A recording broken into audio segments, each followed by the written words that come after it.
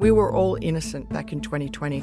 We knew there was a deep state, but we didn't realise how deep it went and how far they would go to protect their power. The mess in Ukraine caused by Hunter Biden being on the grift was immense. Is there anything important about the Ukraine and Hunter's dealings there that you don't think we've covered? Yes. Yes. The cover-up. The people that Hunter did business with, they either end up dead, missing or in jail. Any time the evidence trail led to Joe Biden, they were blocked. The night before the court case, something very odd happened. The Democrats knew that this was dangerous. What are the laws around that in America? Is that legal? The sort of ethical standards that are expected in private enterprise are not applied to politicians in America. The same people covering up for Joe Biden are the ones propping up Kamala Harris. That's why Donald Trump is an existential threat to the power, because he doesn't take orders from them. This is a story that you don't want to touch with a 10-foot pole.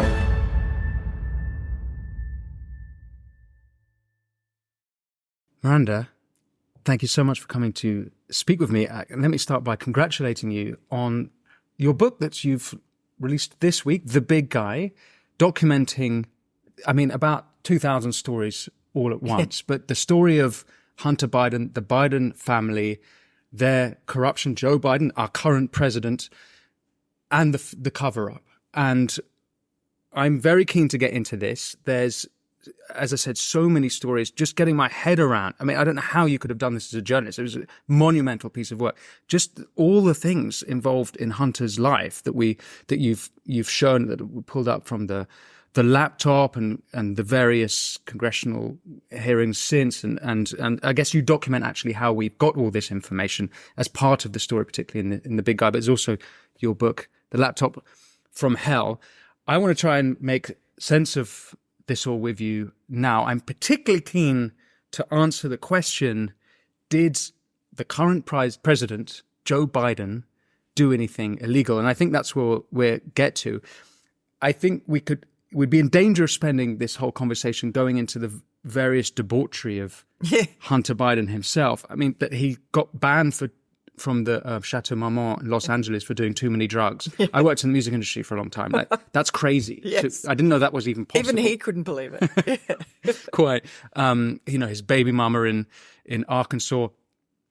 I didn't realize he was making porn and uploading it to Pornhub. And this is the son of the vice president, now current president. So there's just so much going on here. But I'm particularly keen in the dealings of the Biden family, which you go into, as well as the cover-up, the big cover-up of all of this. Anyway, let's get into that. But first of all, Miranda, thank you so much for taking the time to speak with me. Thank you so much for having me, Winston. It's really a pleasure, and I'm a big fan of yours from way back. Maybe we can start, as I've understood this, your relationship with this story started with Rudy Giuliani, then lawyer of Trump, who had this laptop information, had the laptops rather, because John Paul MacIsaac, the Delaware store owner who had the laptops, gave them to Giuliani, having given them to the FBI, not really hearing back from them. Eventually gives them to Giuliani, and then Giuliani gives them to you whilst you're at the New York Post. And just for a background, maybe you could unpack that part of the story for me. Sure. I think the important thing to remember is that Rudy Giuliani was actually being spied on by the FBI. His iCloud was subject to a covert surveillance warrant, so he didn't know that at the time. But in August of 2020, he received an email from John Paul MacIsaac, the owner of that laptop repair shop in Delaware, that Hunter had stumbled in and dropped off a number of laptops that were waterlogged to get fixed, and then never came back to pick up this one, never paid his $85 bill. And so several months later, John Paul MacIsaac, it's now his legal property. He has a look at it. He's disturbed by the material that's on the laptop, and he tries to contact the FBI. He sort of gets short shrift. And he sees that at the same time, Donald Trump is being impeached over this strange energy company in Ukraine called Burisma, which is all over the laptop, because Burisma, this corrupt energy company, was paying Hunter $1 million a year. So John Paul MacIsaac, he's a Trump fan. He decides that he's going to try and contact various Republicans in Congress. Nobody responds. He sees Rudy Giuliani, Donald Trump's lawyer, on television, and he decides, I'll try Rudy as a last-ditch effort. Gets in touch with actually his lawyer, Rudy's lawyer. And so Rudy and his lawyer do a whole lot of due diligence from sort of August through to beginning of October, end of September. They ascertain, they're both prosecutors from the Southern District of New York. They ascertain as much as they could that this was legitimate. It wasn't a fake. It seemed to be real. They didn't actually have the laptop. They had the hard drive that was FedExed up to them by John Paul MacIsaac. It's a clone of what's on the laptop. A lot of porn. When you first open it up, it's just full-on homemade porn by Hunter. Lots of pictures of his penis adorned with M&Ms or crack, smoking crack. Or a lot of these photographs crack. We've seen now. They're all over the internet. You know, being massaged with the dainty feet of a hooker or flopped into a pizza. So there's a lot of, and him having sex, he's done a lot of film. So you've got to get past all that to this gold, which is the documents and the emails that show the outline of this influence peddling operation that the Biden family has been conducting out of Delaware for a long time. I mean, Joe Biden has been the senator from Delaware since he was 29 years old, before he was vice president and before he was president. So, and it was when he became vice president to Barack Obama in 2009 that he sort of internationalized this program. And his son Hunter, who is now in his mid-50s. When you say the program, you mean the Biden influence the Biden peddling scheme, yes. The Biden scheme, okay. The Biden scheme, yeah. To use Joe Biden's power and influence to shake some trees and get some money. And once he became vice president, he was immensely powerful because Barack Obama outsourced his foreign policy to Joe Biden. And so China, Russia, Ukraine, Kazakhstan, Romania, any country that Joe Biden visited it and had power over, they were vying to pour money into the coffers of Hunter Biden and Joe Biden's younger brother, Jim Biden, who made it very clear. I mean, Joe Biden brought Hunter along on a 2013 trip to China, to Beijing, to meet the top CCP officials in 2013. And it was crystal clear when Joe Biden gets off Air Force Two and right next to him is his son Hunter. It was clear to the Chinese that this was American power come to do private business. And that's, in fact, exactly what happened. Within a few days, Hunter had a share in a Chinese equity firm, obviously CCP-backed, that was worth millions of dollars. This is the CEFC. No, that was another company. I can't remember its name. But anyway, that was a 10%.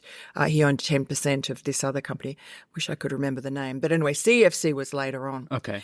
But that was the way it worked, that Joe Biden would introduce Hunter, would bring him in, show that Hunter was in the inner sanctum, or go on the speakerphone with Hunter and his clients, or go to a dinner that Hunter organized in Washington, D.C. He would just show up, and that would be the signal to Hunter's benefactors that he had the vice president at his beck and call, and that the favors that they were seeking would be easily granted. And so the laptop had the bare bones of that on it. And I must say that I was the last reporter that they asked. Rudy Giuliani and his lawyer, Bob Costello, had tried to get various other media people interested in the story. But it was 3 weeks before the election. It was incredibly high stakes. And Rudy Giuliani had been sort of dirtied up.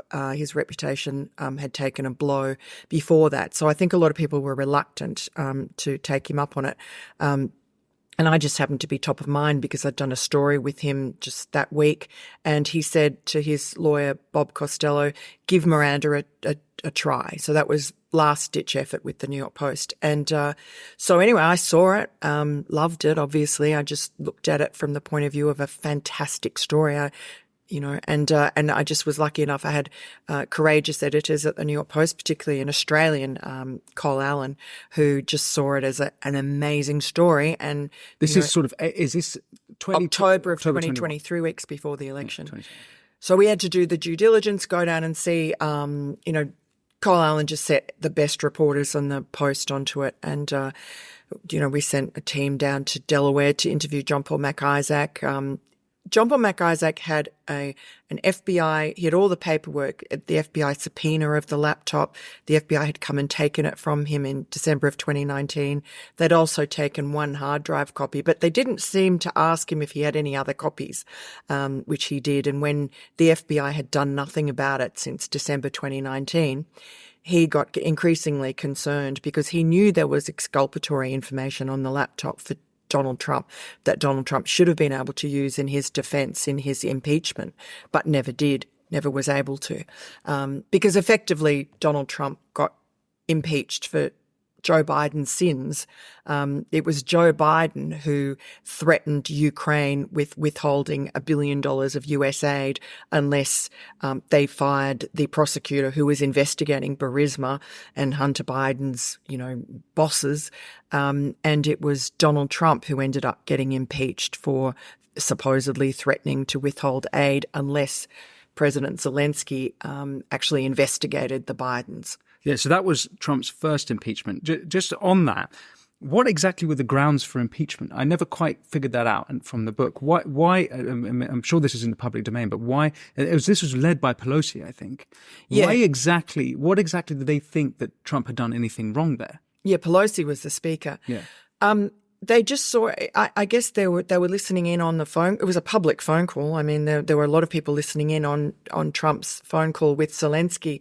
The Democrats knew that this was dangerous because the mess in Ukraine caused by Hunter Biden being on the grift was immense. That Burisma being corrupt, and the prosecutor who was investigating Burisma in Ukraine being fired when he was in the middle of the pointy end of the investigation, which would have included, he says, subpoenaing Hunter Biden to come and be a witness. And that was a scandal at the time, which Joe Biden managed to ride out because I write about this in The Big Guy, there was a concerted operation by the blob that protects Joe Biden. You were talking about the CIA, the FBI, the State Department, the Department of Justice, the IRS. They all swung into action to create a false media narrative about the firing of the Ukrainian prosecutor. And the narrative was that this was a European project, that the Europeans wanted Viktor Shokin, the Ukrainian prosecutor, to be fired because he was corrupt, and that in fact his sin was he was not investigating Burisma, which is the most corrupt company in the most corrupt country in Europe. And so that was the story, which was the opposite of the truth.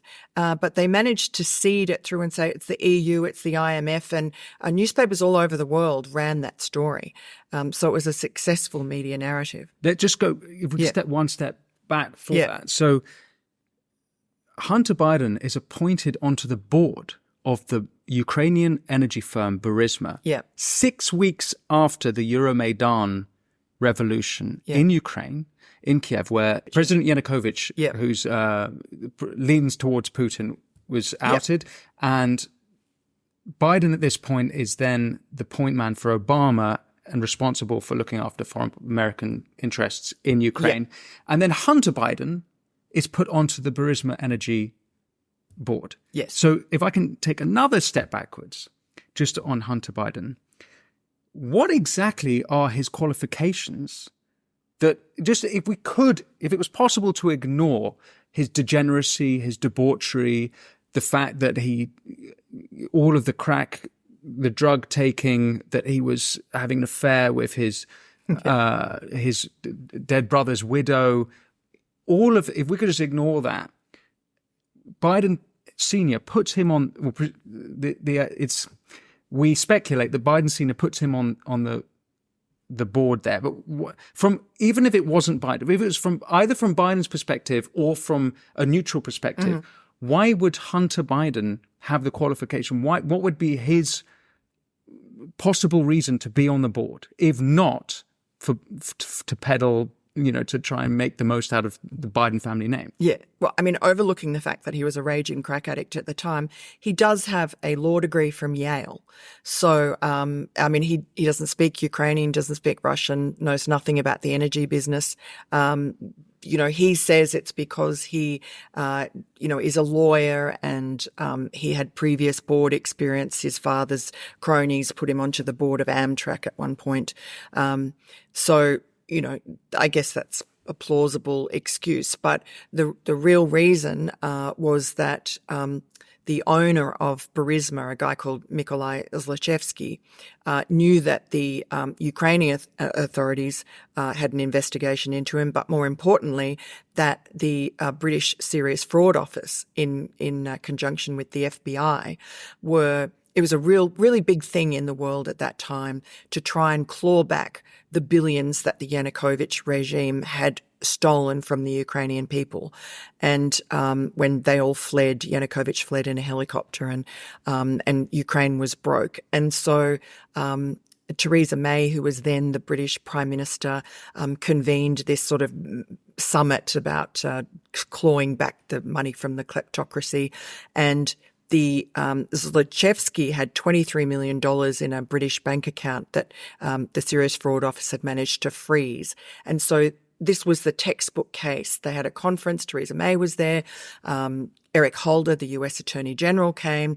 And this was for the world their showpiece that they were going to get back the money that Yanukovych had stolen. And so Zlochevsky was in the crosshairs. And what happened is that a bribe was paid to the Ukrainian Prosecutor General's office, a few $1 million, and at the last minute, there was a letter sent from the Ukrainian Prosecutor General's office to his Zlochevsky's defence lawyers in London, and at the Old Bailey, the judge accepted that letter, which said that there were no open cases of corruption against Zlochevsky in Ukraine, that letter meant that the Serious Fraud Office could no longer keep a freeze on the bank account, so the money was released to Zlochevsky. And this was a huge embarrassment for the Serious Fraud Office and for the FBI. And the Brits were absolutely furious with their American counterparts because they felt the FBI was there embedded in Kiev. They were with the Prosecutor General's office. They should have been on top of this. It was real egg on the face for the FBI and for the Americans. And so they set about making a big fuss about it, and the Prosecutor General at the time, a guy by the name of Urema, was fired, and in his place was brought Viktor Shokin, a clean skin, a career prosecutor.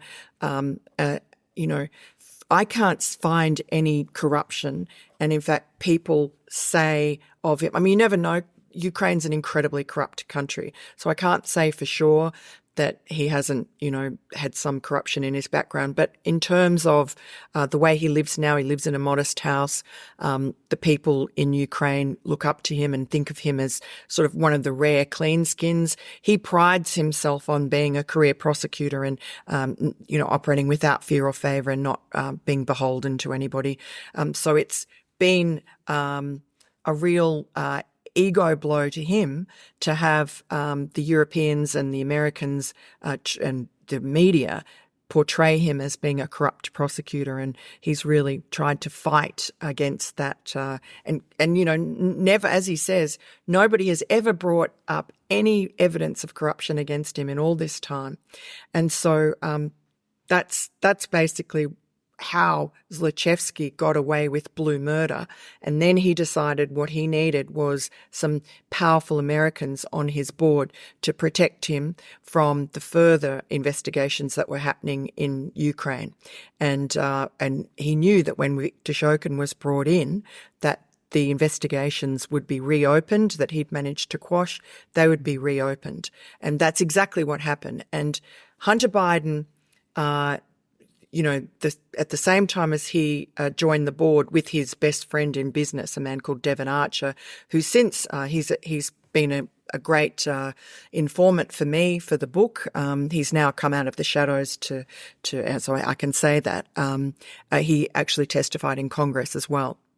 But Devon Archer was also on the board of Burisma, and just after Devon joined the board first and Hunter afterwards, and at this time Hunter organised for Devon to visit the White House, visit his father in his office, ostensibly for a school project for Devon's son, but Hunter took a photograph with Devon and his father together in his father's office in front of an American flag. And that photo was immediately sent to Burisma and put up on the Burisma website. And that was seen in Ukraine and by Viktor Shokin as Zlochevsky saying to anyone who would dare come after him in Ukraine, hey, I've got the most powerful man on my side, the American vice president who's got carriage of Ukraine. And Devon Archer is Hunter Biden's friend, and here's evidence of it. Here he is with Vice President Biden. And I'm just about to announce that Hunter Biden, the Vice President's son, is also joining the board. And you can see there's some consternation in the White House about that, in the Obama White House.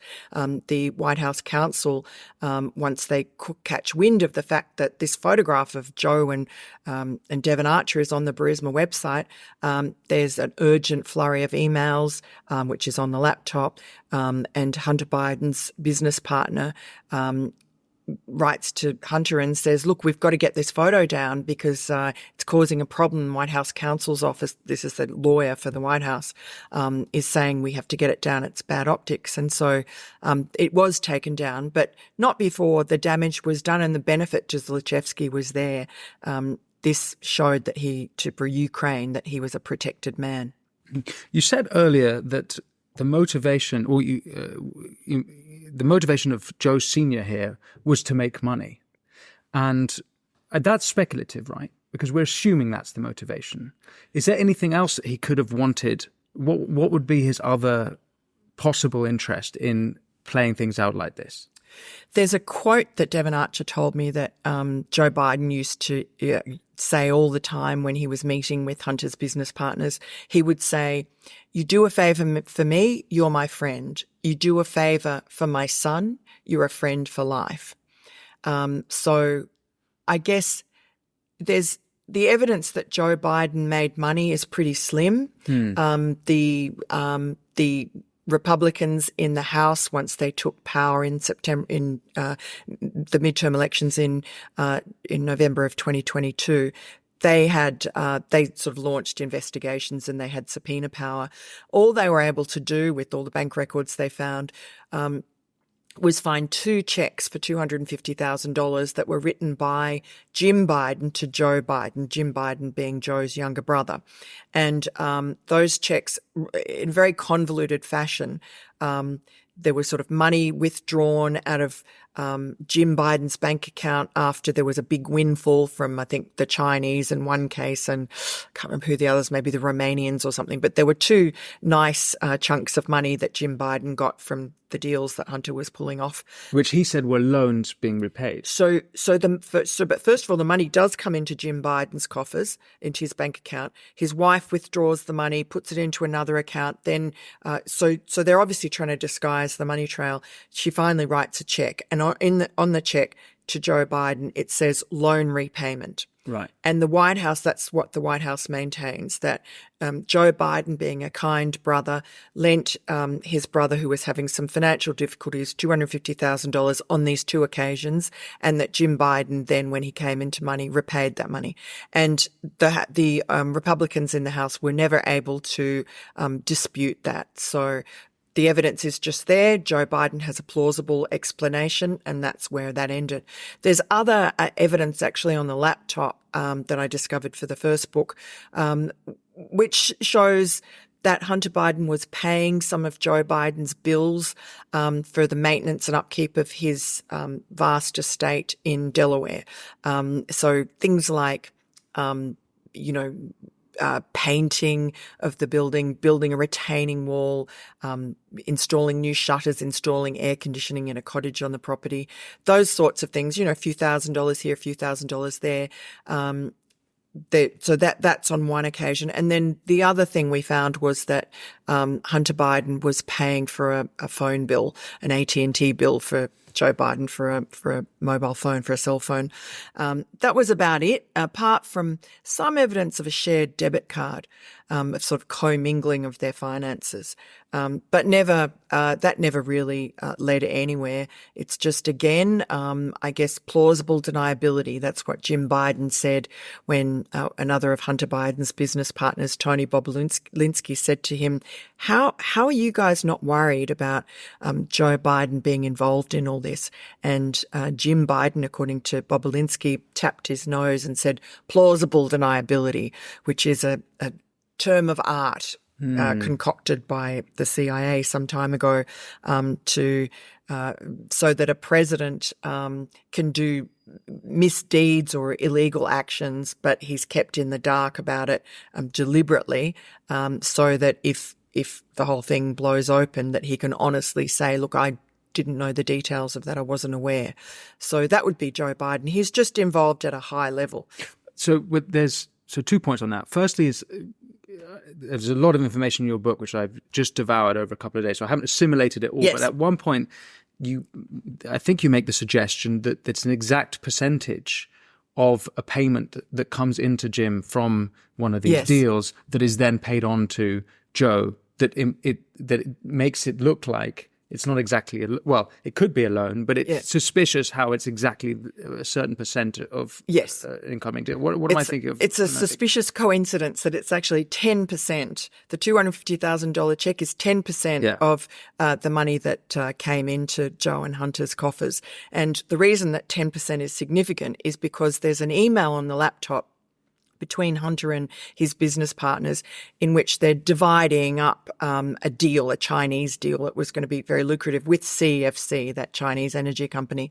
And they're working out, who gets which part of the venture, sort of equity share in the venture. And there's one email that says 10% held by H, Hunter, for the big guy. And the big guy, we know now, is Joe Biden. That was the nickname or the code name that Hunter Biden's business partners used to describe Joe Biden, because the family was paranoid that anybody would find out that Joe was involved in that family business, which was influence peddling. So they never referred to him. And what's the most compelling evidence that you have? And there's several examples of this in the book. What do you think is the most compelling evidence that the big guy, the quote unquote big guy, as I remember Trump saying in the debate in 2020, saying, you might be the big guy to Joe Biden, you might be the big guy, I don't know, but are you the big guy? So he says something like that. Yeah. What's the most compelling evidence that Joe Biden is the big guy? Well, Tony Bobulinski and Devon Archer are Hunter Biden's former business partners, and that was how they described him as the big guy. And there are also other times on the laptop where other people describe Joe Biden as the big guy. In one case, there was a Serbian called Vuk Jeremic who his English isn't the best, so he described Joe as the big man. But that was pretty common. Hunter never described his father as the big guy. He used to call him my chairman. That was sort of his code name. But they were very, there is actually a WhatsApp message between Tony Bobulinski and one of the other partners, actually a Brit called James Giuliani, who, and James Giuliani says to Tony Bobulinski, look, I'm sorry, that about this kerfuffle, but Hunter is really paranoid about anybody finding out that his father's involved. The family's really paranoid. That was their word. And sorry to go back another step to you. So even though you said earlier that Joe's motivation was money, you've also said if the 10% is indeed just a loan, there isn't actually evidence that Joe Biden was profiting from any of these dealings. Not really. No evidence. Other than, money that comes into Joe Biden's family is money he doesn't have to spend. So, for instance, Hunter paid for his own Ivy League tuition and at Georgetown and Yale. And he also paid for his brother's tuition. That's money that ordinarily a man like Joe Biden, other middle-class families would, be out of pocket for. You see that across the board. Joe Biden, who describes himself as the poorest man in Congress, and has this reputation that he's carefully cultivated over half a century in politics, as modest Joe, lunch bucket Joe, Amtrak Joe, middle class Joe, working class Joe. He actually lives in a very lavish way. He lives like a billionaire. He's lived in DuPont mansions. The estate he now lives in is a custom-built house on a lake in the most ritzy part of Greenville, Delaware. Which is, for a politician, not conceivable, not imaginable? Well, it's no. I mean, he lives far above his means as a senator, and especially when he's made such a point of being, the poorest man in Congress.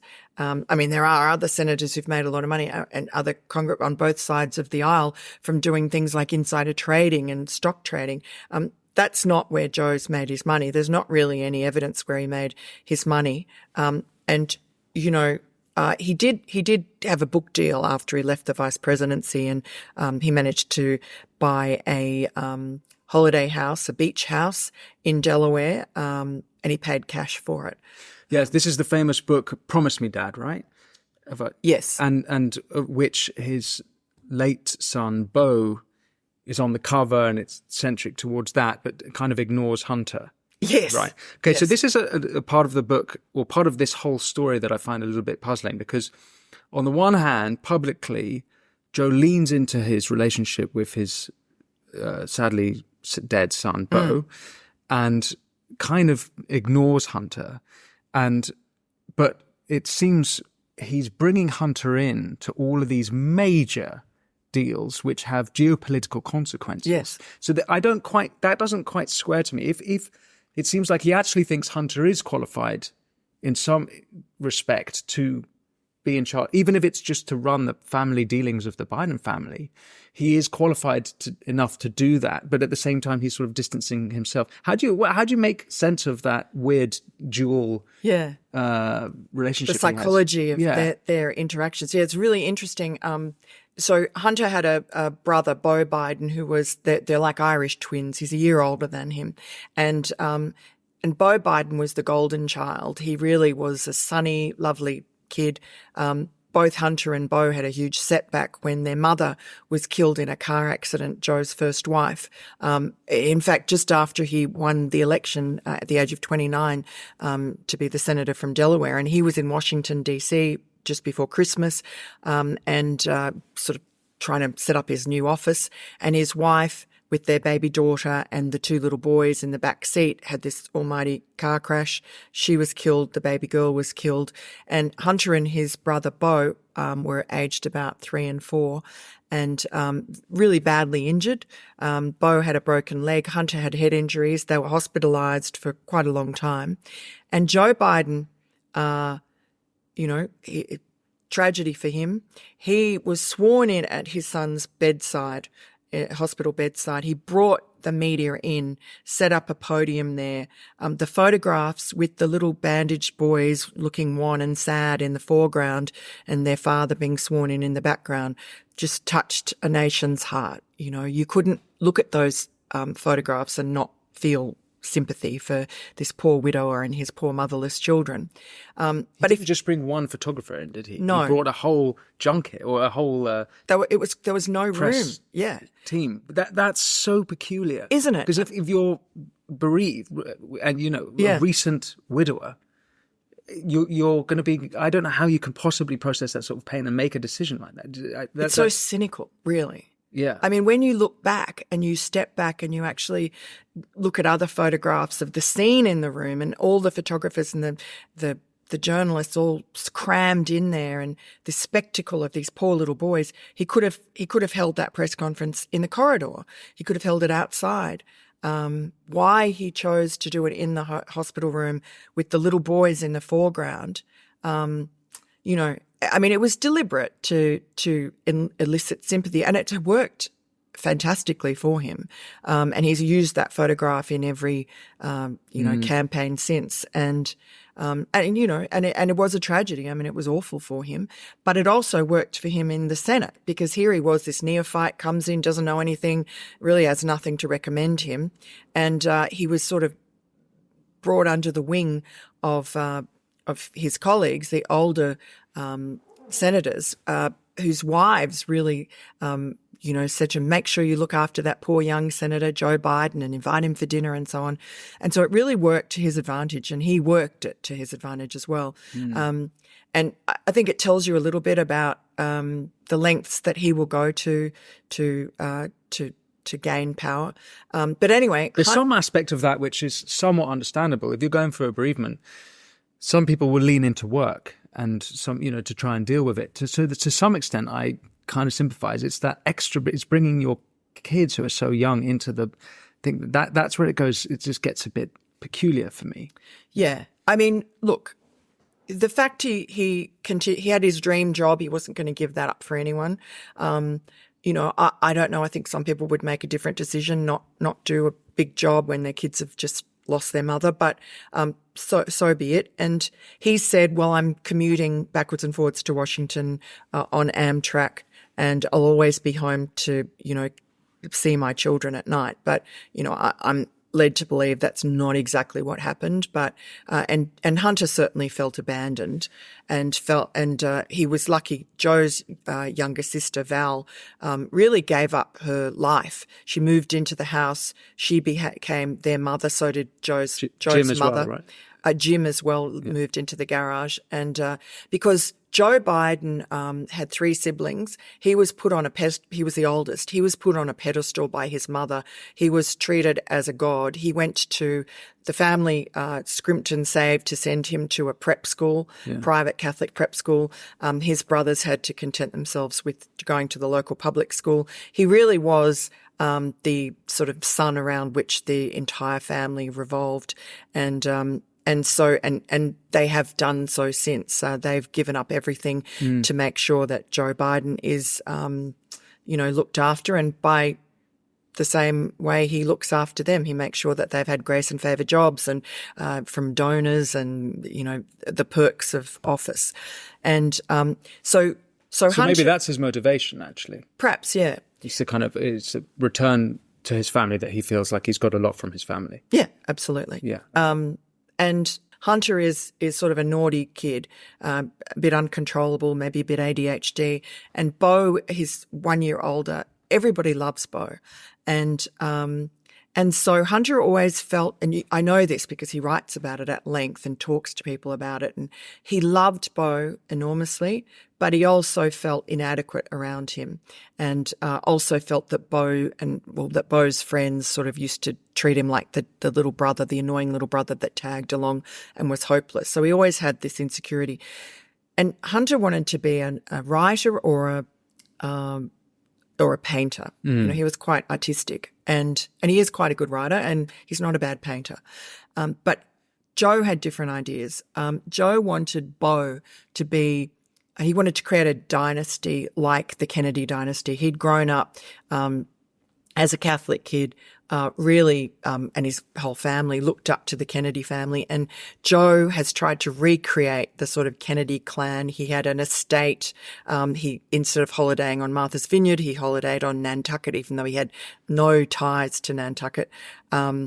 And he just, and he right down to having sort of family conferences at home, just like the Kennedys did. And so he wanted Beau to follow in his footsteps, and he wanted Beau to be president. And Beau was the Attorney General for Delaware, and no one has a bad word to say about Beau Biden. Hunter's role that his father assigned him was to be the bag man, so that Joe and Beau never had to dirty themselves with the nasty business of collecting money. That Hunter would do that. Hunter would collect the money, whether it be for campaigns or just for their lifestyle. There was sort of an overlap there, and Hunter sort of resented that. He, in various sort of missives that are found on the laptop, he says to his daughter at one point, you're lucky that you didn't have to give half your salary to Pop. And every job that Hunter had, even his entry to Yale, he was a mediocre student. To get into Yale Law School, you needed to be really top of the pops. He didn't have the marks for it. But there is evidence that phone calls were made, and he was helped into that. He says that it was the quality of a piece of poetry that he wrote that got him into Yale, which, beggars belief. But so everything he did, he owed to his father. And I think he was smarter. He is smarter than his father. But his first job out of Yale was at MBNA, which is a credit card company in Delaware. Most corporates in America, or many of them, are headquartered in Delaware because it's the most opaque jurisdiction as far as company law goes in the country. It's called the Liechtenstein of America.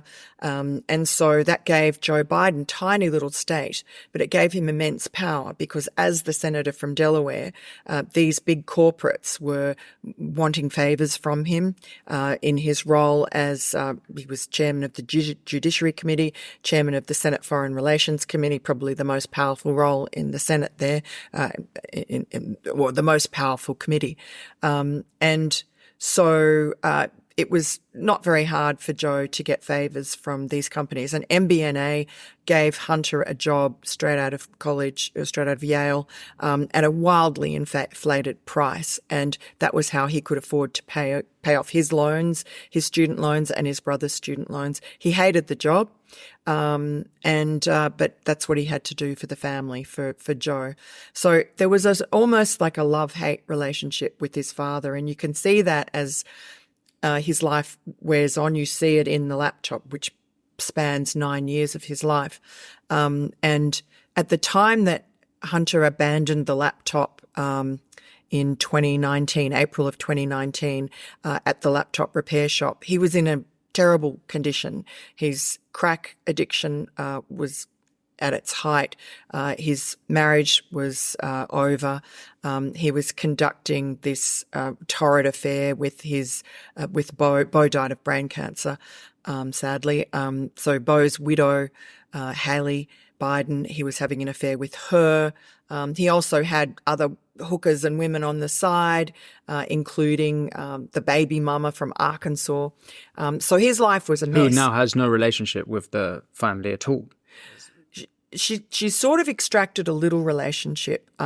She now has a daughter who's 5, I think, Hunter's daughter, and the president's granddaughter, and the president's granddaughter, 7th grandchild. And Hunter initially refused to acknowledge the child. She had to go to court, get a DNA test.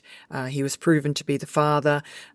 She got child support. That was organised during actually the Joe Biden's election campaign for president, and it was all hushed up at the time.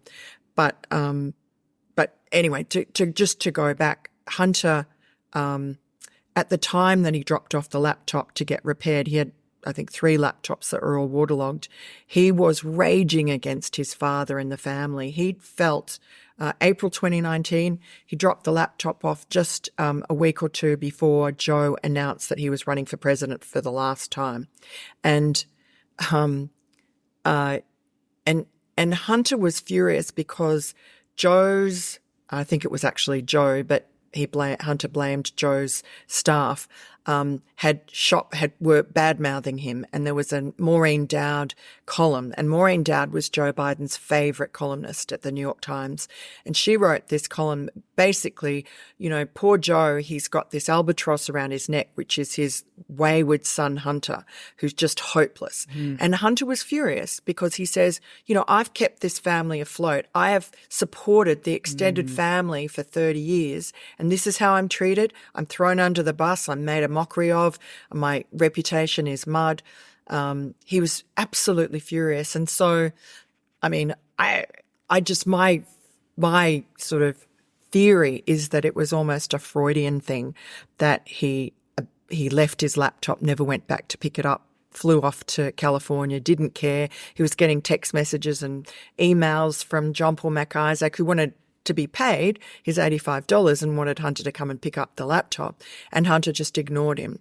And when you say Freudian, you mean he was intentionally, he wanted shit to hit the fan? Well, Freudian, like maybe he didn't know. I think that his subconsciously he didn't hate, but he was so angry with his father at throwing him under the bus that subconsciously maybe somewhere he just didn't care. You know, he went and threw himself into this just a complete bender in LA, spending most of the time at the Chateau Marmont, and trashing the place and spending the Chinese money, millions of dollars on crack and hookers and just partying. He wrote in his memoir that he called it an ant trail of drug dealers and hookers and just druggies parading through his cottage that he had at the Chateau Marmont, which was right near where John Belushi had died of a cocaine speedball overdose. Yeah. And so Hunter was sort of on this self-destructive binge. And so I think that laptop was a ticking time bomb which was poised to destroy his father's campaign. And Hunter kind of left it out there and didn't care. Can we take another step back to Ukraine? Sure. Because there's details of the money, which I think is interesting, which then would come into the larger question about influence peddling that I'm keen to get to. Yeah. So you answered the question earlier that we don't have definitive proof of Joe Biden receiving money, but I'm still interested in whether he broke other laws and influence peddling and lobbying laws, whatever they might be, which you'll know better than I do. So Hunter was receiving a lot of money from Burisma. Was it $1 million a year? $1 million a year, yeah. 83,333 a month, yeah. And Archer as well? Yes. His partner Archer was also receiving. And Jim? No. Was Jim involved Jim in that was not deal? Involved with Ukraine. Jim was only involved with China, as far as I know, and I want to come Romania. to China and Romania and possibly Kazakhstan, although Kazakhstan wasn't in the book. Unless it was in this book, I think. Oh, the first book, so he is making money. Hunter and Archer are making money from the Burisma deal. If then we're sort of, this is again speculative, but if Joe Sr.'s motivation is that he wants his family to have money that it would help the sort of legacy of the Biden dynasty, and he was indeed influence peddling, what are the laws around that in America? Is that legal? What is technically okay and not okay? And what line would we say that he's gone too far? Sorry. Well, I mean, these are only allegations, and obviously I'm not going to accuse Joe Biden outright of something, but these are the allegations and what people more, well-versed with American law have told me. Bribery, potentially, allegedly, bribery, foreign agent registration violations, so illegal foreign lobbying, money laundering, potentially tax evasion. But there's really not good evidence. I don't know, even if there was the will in the Department of Justice to try and pursue this, which there certainly hasn't been. It's been the opposite. They've covered it up. And certainly the IRS guys were looking into Hunter for all these things, and there was evidence enough for them to continue to pursue the evidence trail, but they were blocked by the Department of Justice, by their own prosecutors, from pursuing any of that evidence. So any time the evidence trail led to Joe Biden, they were blocked. For instance, they were not allowed to search a cottage on Joe Biden's estate where Hunter had been living. They were not allowed to go for a search warrant. There was a search warrant that they did actually get for a storage locker that Hunter had a whole lot of documents in, and the prosecutors tipped off Hunter's lawyers. There was one occasion where Hunter's sent a WhatsApp message to one of his Chinese partners. He says, "I'm sitting here with my father. He and I both want to know basically, where's the money? And if you don't give us the money that you owe us, then my father and me and everyone that we know will make your life a misery. So he's written this shakedown WhatsApp message, which was exposed by the IRS investigators who turned whistleblower. And at the time, we know from the metadata on the laptop, there are photographs that place Hunter Biden at his father's house that weekend. And there's also a photograph of Joe Biden that weekend, the night before the WhatsApp message was taken, at a bar, photographed by a patron. He doesn't drink, but he was photographed in this local bar. So he was there for the weekend, and we know that the grandchildren were there as well, again, from photographs and metadata. So what the IRS investigators wanted to do was geolocate the phones and to see if Hunter was telling the truth when he said he was sitting with his father. They were blocked from doing that. There was another instance where they wanted to interview a man called Kevin Morris, who's a Hollywood attorney, who lent Hunter upwards of $6 million. I'm thinking it could be as much as $10 million to pay off his overdue tax bills, to pay his $30,000 a month Malibu rental, and pay off his Porsche repayments, and basically live the lavish lifestyle that he enjoys. And Kevin Morris was peculiar to the investigators. Where did he come from? Why was he helping Hunter?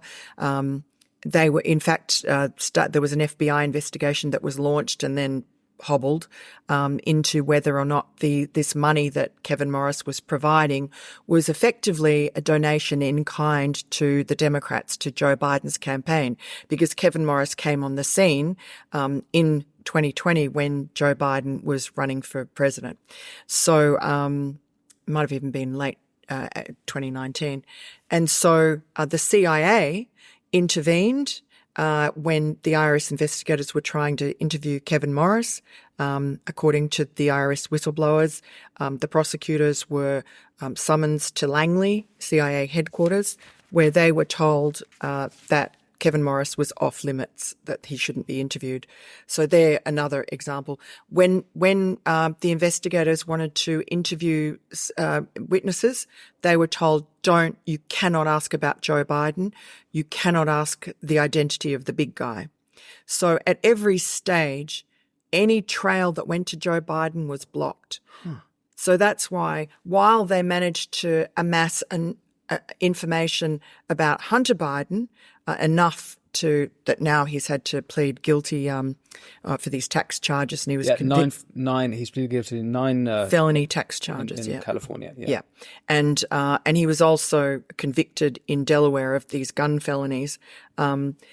The statute of limitations was allowed to run out by the Department of Justice, a U.S. attorney who was in charge in Delaware, who helped slow walk this, hobbled the investigators, kept information from them.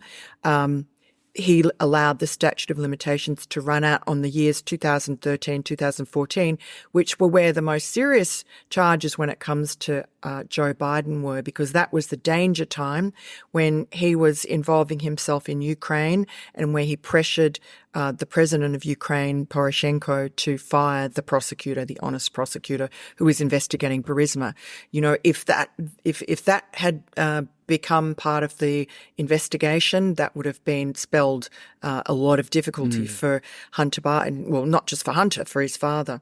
And it's interesting, if you look at the California indictment, while the 2013 and 2014 facts couldn't be charged because the statute of limitations had run out, the new prosecutors who were brought in after a big scandal when the IRS whistleblowers blew everything up, and Hunter Biden was supposed to get this sweetheart plea deal where he didn't have to plead guilty to anything. He just got a slap on the wrist and because of his drug addiction, he got a sort of diversion program for the gun.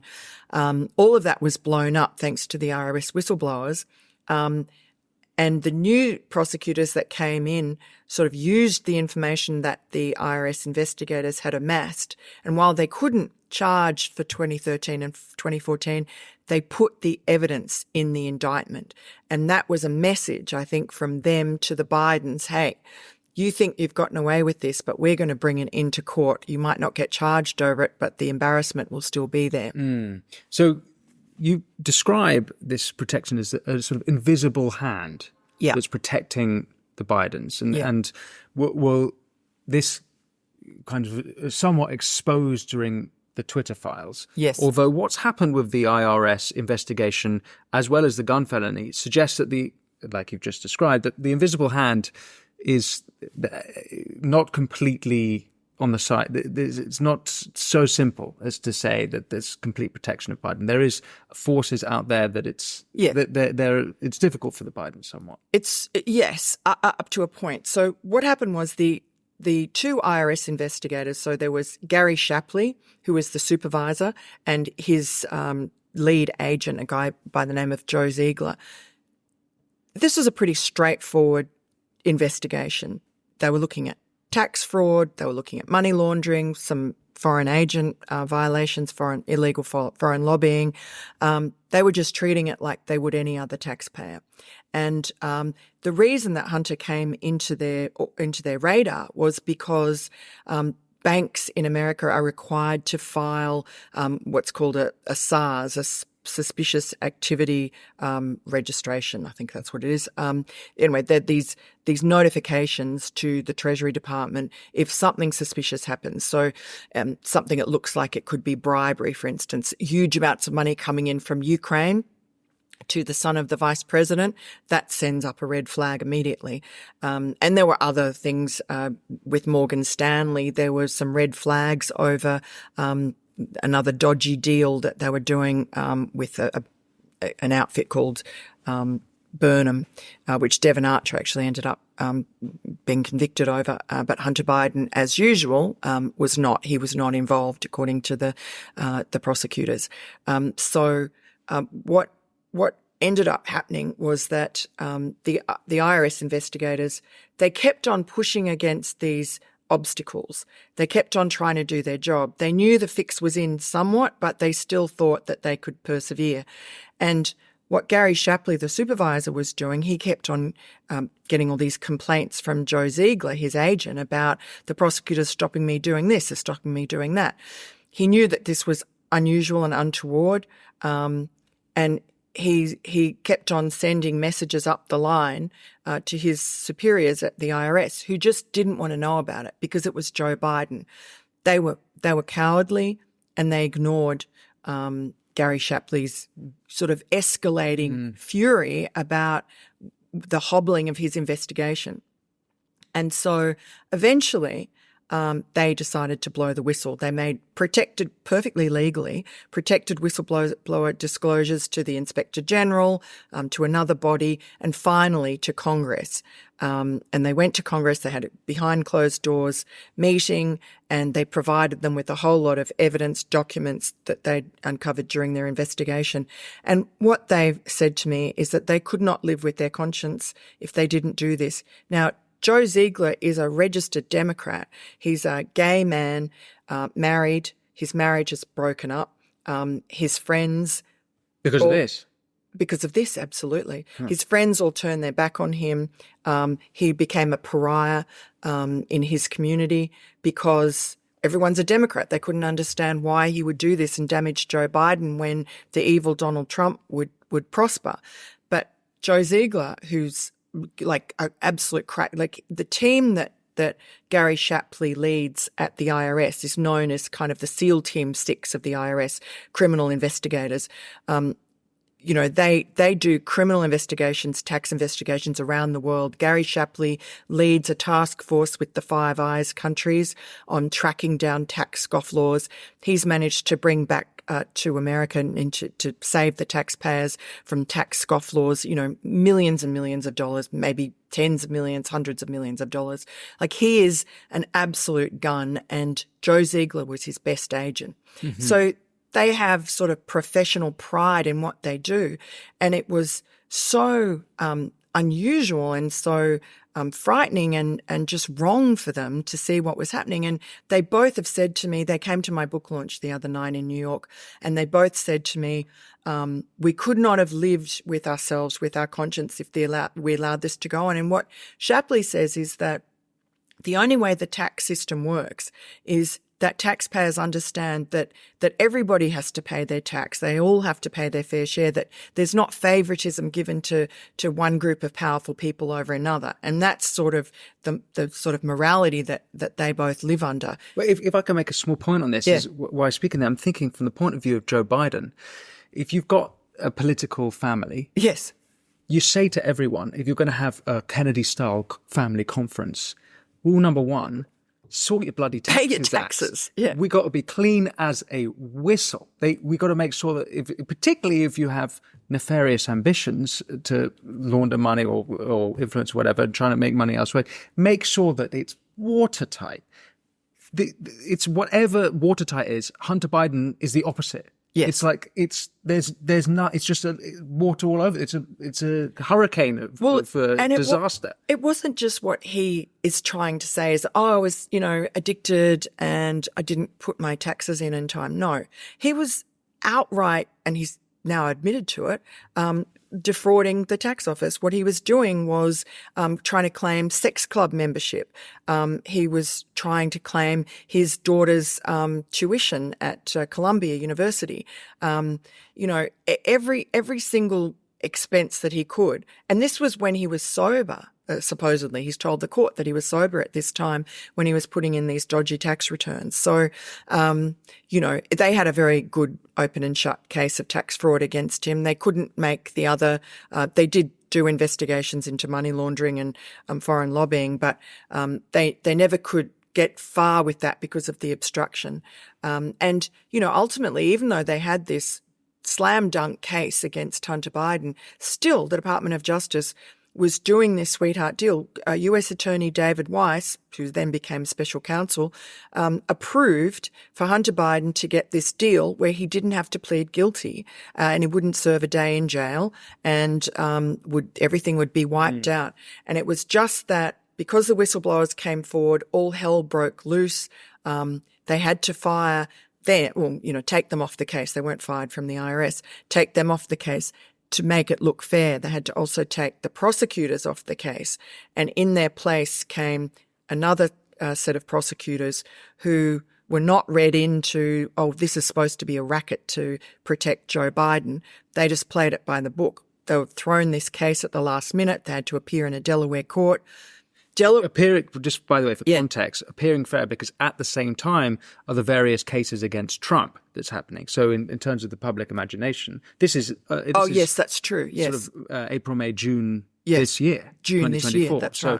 So that it has to appear... Well, when the sweetheart deal was happening, that the Trump lawfare hadn't started. Right. Those Trump cases hadn't started. So at this time... But when it was thrown out at the same time as the Trump case, wasn't it quite late that they decided there will be no plea deal? Yes. So I think that was last year. I think that was sort of July 23 that court case happened. And they're just, in Delaware, Joe Biden, it's hard to sort of understand the way Delaware works, but it really is the Bidens rule the roost. Everyone's terrified of the Bidens. There's talk that because various of the cousins and the in-laws and so on have drink driving cases or run their cars off the road, and it all sort of seems to get wiped out. The cops are on side, have to be. Joe Biden rules the roost there.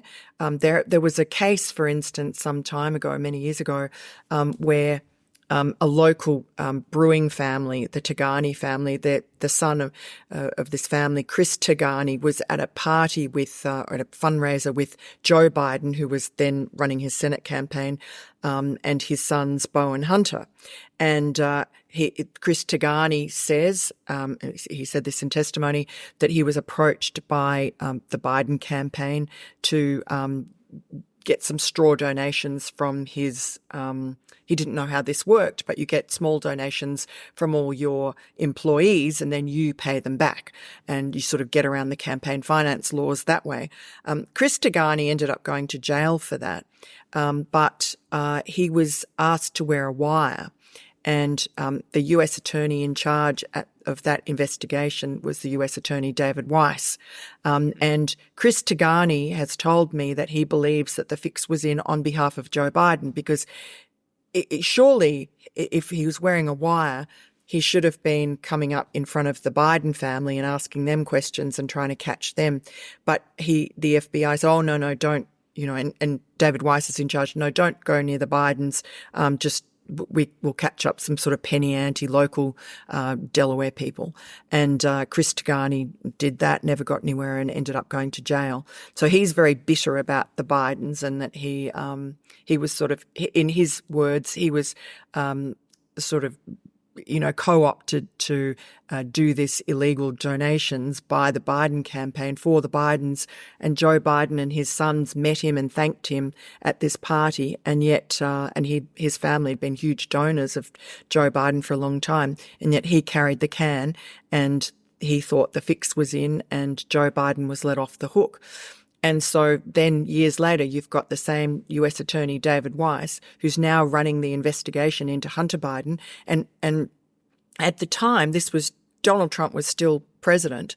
And at the time, sort of 2019, 2020, there were floods of sort of whistleblowers and other complaints that were coming into the Department of Justice from all over the place. There was one in Arkansas. There was in New York, lots of places just about the Biden family influence peddling. And so what the then Attorney General under Trump, Bill Barr, decided to do was to funnel it all into the US Attorney's office in Pittsburgh to sort of vet all this material before it went to Delaware to be looked at by the US Attorney, David Weiss. David Weiss was taking care of all the Biden, the Hunter Biden sort of dirt that came through. And it's a curious thing that you would get that investigation into Hunter Biden to be conducted in Delaware, in the very state where Joe Biden rules the roost and everybody is really under his thumb. I've always thought that was odd that Bill Barr would do that. Why would you not put it into a sort of independent jurisdiction? And in fact, that's what Joe Ziegler said. Joe Ziegler was the one who opened the investigation into Hunter Biden in late 2018. And he could never understand. He, in fact, complained bitterly to his bosses, why is this investigation going to be handled in Delaware? It should not be. That's the last place it should be investigated. And there's evidence of FBI agents saying during a meeting, look, I'm not comfortable about conducting that search warrant because I've now moved my family back to Wilmington, where the Bidens rule the roost, and I just would find that really awkward for me and my family. So it was just a really peculiar thing, and sort of set the investigation up to fail from the start. And yet now it looks like there's going to be some sort of, when it comes to the felonies, that there will be some sort of late justice on Hunter. So what happened was this: Hunter goes to court. This sweetheart plea deal was supposed to just be rubber stamped, but because they'd swapped out the prosecutors, and they just had bad luck to get a judge who was, an honest judge, Judge Mary Ellen Noriega, she started querying the terms of this plea deal. And I think she was primed for that because the night before the court case, something very odd happened in her court. There was a what's called an amicus brief was filed by a sort of a whistleblower group, or a think tank, actually, a conservative think tank. And in it, they included all of the testimony that Gary Shapley and Joe Ziegler had given to Congress, which shows that the fix was in and that this plea deal was dodgy. So that was the amicus brief. And what happened was a phone call was made to the clerk of the court in Delaware. Turned out it was from Hunter Biden's law firm, his lawyer's law firm, and said what the clerk heard this woman on the phone say was, look, we want you to take that down. We are the people who, the whistleblower group or the think tank. We are the lawyers for the think tank. We made a mistake. We want to take that off the file, and please close it down and make it secret. And so that's what the clerk of the court did. And it was actually Hunter Biden's lawyers. And so there was a big kerfuffle. The judge was brought in. She was furious. She said to Hunter Biden's lawyers, this is like 9 o'clock at night. She says, lawyers, you have to show cause why I shouldn't, penalize you for this nefarious action. And so Hunter Biden's lawyer said, no, we didn't do that. The young female lawyer who had made the phone call said, no, they misunderstood. I wasn't misrepresenting myself. It's all been a terrible misunderstanding. She wrote a statutory declaration basically saying that. And so, the whole thing was put right, that whistleblower sort of information was then unveiled again. But it just, I think, would have given the judge some pause to think, something odd is going on here. Maybe I should read that if she hadn't already. And so she was primed the next morning in court to look a little askance at what was going on and to see that this, to just ask a few more questions, which she did. And when she asked the question, does this plea deal give Hunter, she was very confused about it because it was a weird setup with two separate, this sort of strange diversion agreement for the gun charges and so on. And she said to the prosecutors, does this give Hunter Biden immunity from prosecution for instance, foreign agent registration violations, foreign lobbying violations? And the prosecutor, who's the new prosecutor, says no, because of course no one's going to get permanent immunity for separate charges. And of course that was what was supposed to happen. And so Hunter's lawyer stands up and says, no, the deal's off. I mean, there was a bit more kerfuffle about it, but he finally says, no, the deal's off. Hunter's not going to agree to anything. He doesn't want to be exposed to FARA violations in the future. And so they made a huge mistake by calling off the plea deal. And because that then allowed the prosecutors to, these new, fresh, honest prosecutors, to follow the investigative trail as far as they could. And in fact, every single word that was in that indictment in California on the tax felonies and in the gun charges, that was the work of Gary Shapley and Joe Ziegler. It was going to be buried and be seen no more. But as it turned out, because Hunter hubris made that fatal error in court that day, because he was determined that he was not going to plead guilty to anything. He has a law license, he has his bar license that he doesn't want to lose, etc. So now he's been convicted by a jury in Delaware of these serious gun charges. Yeah, so those were 3 felony charges on. This was exposed by the laptop because the laptop showed that he was addicted to drugs when he tried to buy a pistol in Wilmington, Delaware. Yes. In 2018, was it? I think so, yep. And it showed that he was actually addicted to drugs at the time of buying. So yes, and and what he was in trouble for was he signed a sworn declaration on a form to say that he was not using or addicted to illicit drugs. And right.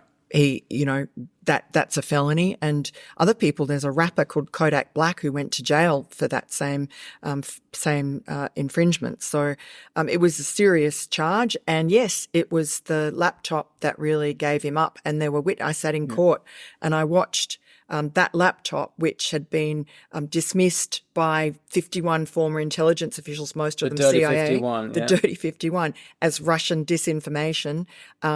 It basically ignored by the entire media. Ignored by the media, said to be fake. Hunter Biden said he couldn't remember if he had a laptop. His lawyer, Kevin Morris, was pretending that it was stitched up, made up by Rudy Giuliani. He called it Rudy Giuliani's mixed tapes, etc. I watched that laptop being held aloft by the prosecutor in the Delaware courtroom, wrapped in a plastic wrapper, carried across to the jury, shown to them, and then taken to the witness box, shown to the FBI witness there, who confirmed, yes, that was Hunter Biden's laptop. Yes, they figured that out back in December of 2019, that it belonged to Hunter, that it had not been tampered with, nothing had been added or subtracted from it, and that it was valid to be used in a court of law as evidence. And the entirety of that laptop can be accessed online. I've forgotten the actual website, but I'll put it in the description so that yes, not by us, but by this group called Marco Polo, and right. We have nothing to do with them, but they. When you say us, you mean the New York Post? New York Post being us, yeah. Okay, well, but they've done a very good job of going through the laptop and putting up the whole hard drive, not the porn. Well, they've tried to hose that down. That's an interesting turn of phrase. You used there. You might want to cut that one out. As for the IRS charge, we await sentencing this December with a maximum penalty of 17 years. If I may, there's a couple of beefy things I'd quite like to get into, and that is particularly the China deals. Yes. Before we do that, we've covered Ukraine. Is there anything important about the Ukraine that we and Hunter's dealings there that you don't think we've covered? That yes, the cover-up, I think, right, which is incredibly important because you have Viktor Shokin, the honest Ukrainian prosecutor. He's investigating Burisma. And we know he's investigating Burisma because he seized the property of Mykola Zlochevsky, who's living in exile in Dubai at that time. He seized his house, a Rolls-Royce car, some plots of land and so on. And that was part of his investigation. He told me that his next step was to subpoena Hunter Biden and his best friend Devon Archer and other foreigners who were sitting on the Burisma board, including the former president of Poland, whose name I can't pronounce, but and he was going to subpoena them. He wanted to call them as witnesses and find out why they were on the board and what they knew about Zlochevsky's dealings, because Zlochevsky had been a minister for energy in the Yanukovych government, the sort of Russia-aligned government that had to flee after the Maidan Revolution. The Maidan Revolution, which was assisted anyway by the CIA before a sort of puppet government was put in place, an American puppet government, and then they had sort of elections, and Poroshenko, who was obviously doing the bidding of the Americans, came in. And so Viktor Shokin has been brought in after the bribery scandal. Poroshenko takes Joe Biden at his word when Joe Biden says we need to eradicate the terrible corruption that's in this country, while his son is sitting on the board and getting $1 million a year from the most corrupt company in the country. But Poroshenko puts Shokin in. Shokin's doing this investigation. You can see the trail where Hunter Biden is getting increasingly urgent emails from Burisma saying you have to use your influence and your connections to stop the prosecutors in Ukraine from coming after us. This is getting really serious, and no more pussyfooting around. You have to do something. We know from Devon Archer that there was a Burisma board meeting in Dubai. Joe Biden is vice president. And Hunter is at a nearby hotel after the board meeting dinner, meeting with a friend, and he didn't want to drink in front of the Burisma people. And Devon is approached by the Burisma, Zlochevsky and his sidekick, and said, "Where's Hunter? We need to speak to him urgently." And Devon says, "Oh, look, he's at this other hotel." They hop in a car, they go and see Hunter, and what Devon told me is that Zlochevsky and his sidekick Vadim say to Hunter, "We need to speak to your father. Get him on the phone." And that's what Hunter used to do quite often, is get his father on the speakerphone to speak to his clients. And what Devon told me was that that Hunter got his dad on the phone, sort of mid-afternoon, in Washington D.C., and says, "Dad, this is Mykola Zlochevsky and Vadim Bozarsky. They'd like to speak to you. Something, they've got some sort of a problem." As I say, Joe Biden never really addresses anything concrete, but is just on the phone listening. And now, to be fair, Devon Archer then had to testify to Congress. He told a slightly different story. He had a lawyer and the Democrats who were kind of running interference for him at the time. He said initially that yes, that Joe Biden was on the phone, and then after a break and after the Democrats in the committee and this was in a private hearing, and his own lawyer, who's working pro bono for him from the law firm that the owner is a good friend of the Bidens and a donor, and so he sort of changed his tune a bit, and he said, "Well, I'm not really sure because I wasn't listening in on the phone. They walked away, so they just maybe it was Joe Biden, I'm not sure. And then he's asked, why did you say it was Joe Biden? He says, well, because when I was in the car on the way back to the hotel with Vadim and Mykolai Zlochevsky, they told me that it was Joe Biden on the phone.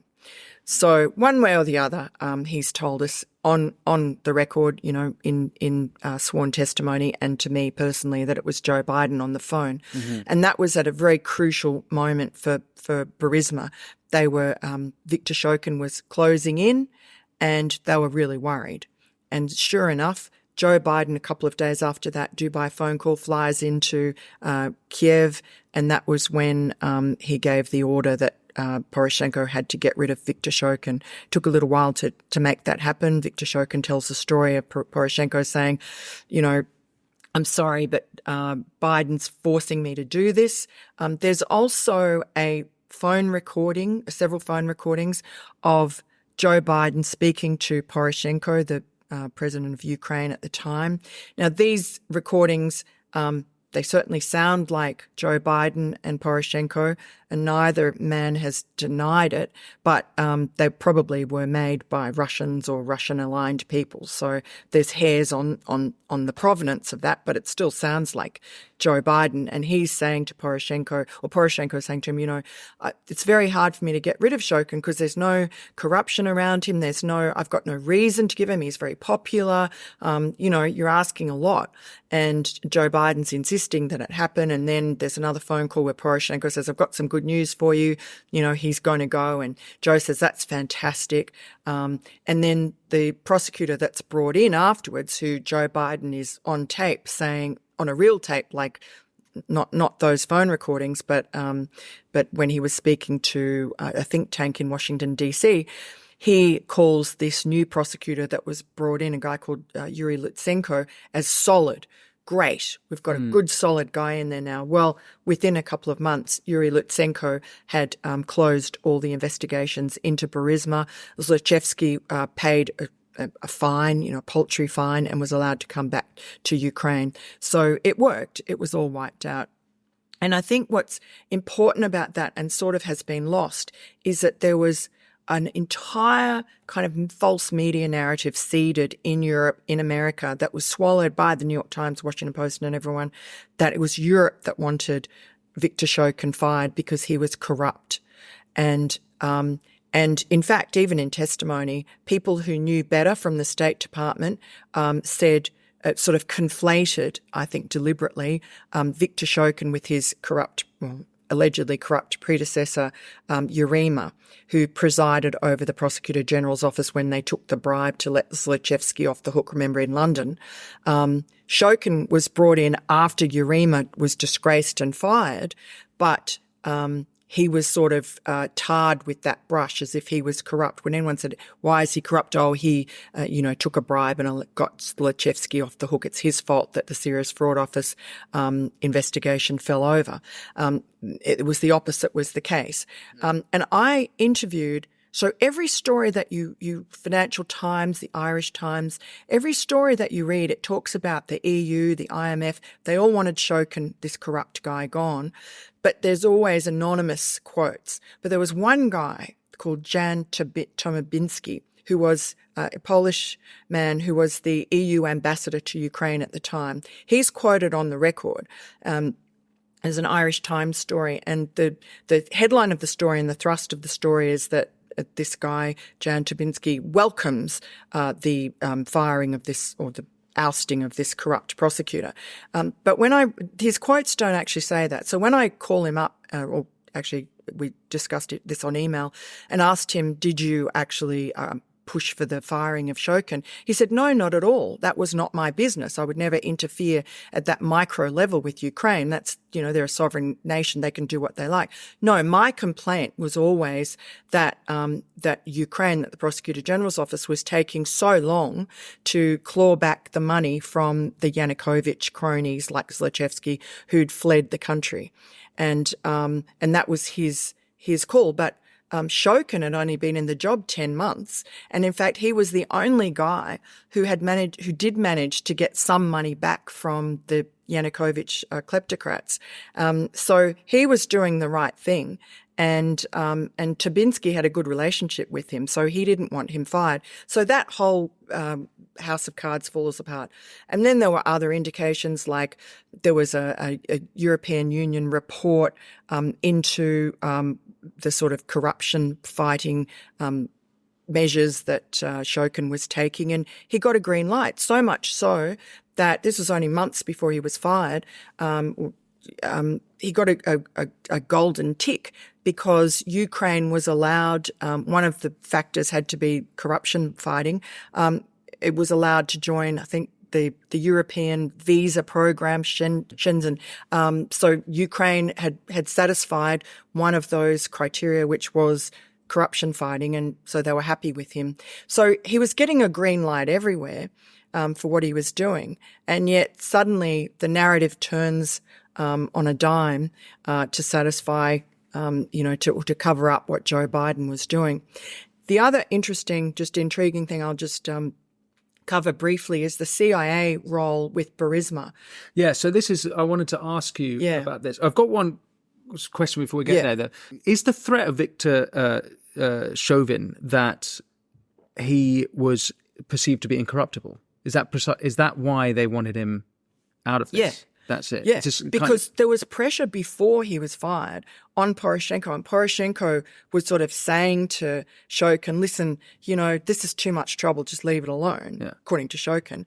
And Shokin was just going ahead, He had other things he was doing. This wasn't his most important case. He was also trying to, he had the Maiden massacre, mysterious snipers killed protesters and so on. He was investigating that. Right. He was trying to get the money back from the Yanukovych people. But Zlochevsky and Burisma was part of his brief, and he was just, as he tells me, just following the evidence as it went. And so, incorruptible, I guess. But even from the American point of view, Yeah. So Mike Benz has a theory that Hunter was part of a CIA operation to swing the gas market back towards NATO. Yeah. Mike Benz, friend of the show, and who I've talked to, fan of yours, yes, big fan of yours. No, yes, we've talked. He was, in fact, I thank him in the acknowledgements. In fact, I told him some information I had about the CIA involvement with Hunter and Devon and Burisma, sort of off the record, some time ago, which he was fascinated about, and then he sort of fed that into his own knowledge of this sort of deep state cabal, and also the geopolitical moves that the blob was pursuing with, I think absurd, trying to wean Europe off Russian gas. The blob being the American State Department. Well, the CIA, the State Department, this triumvirate, and the Pentagon, right? And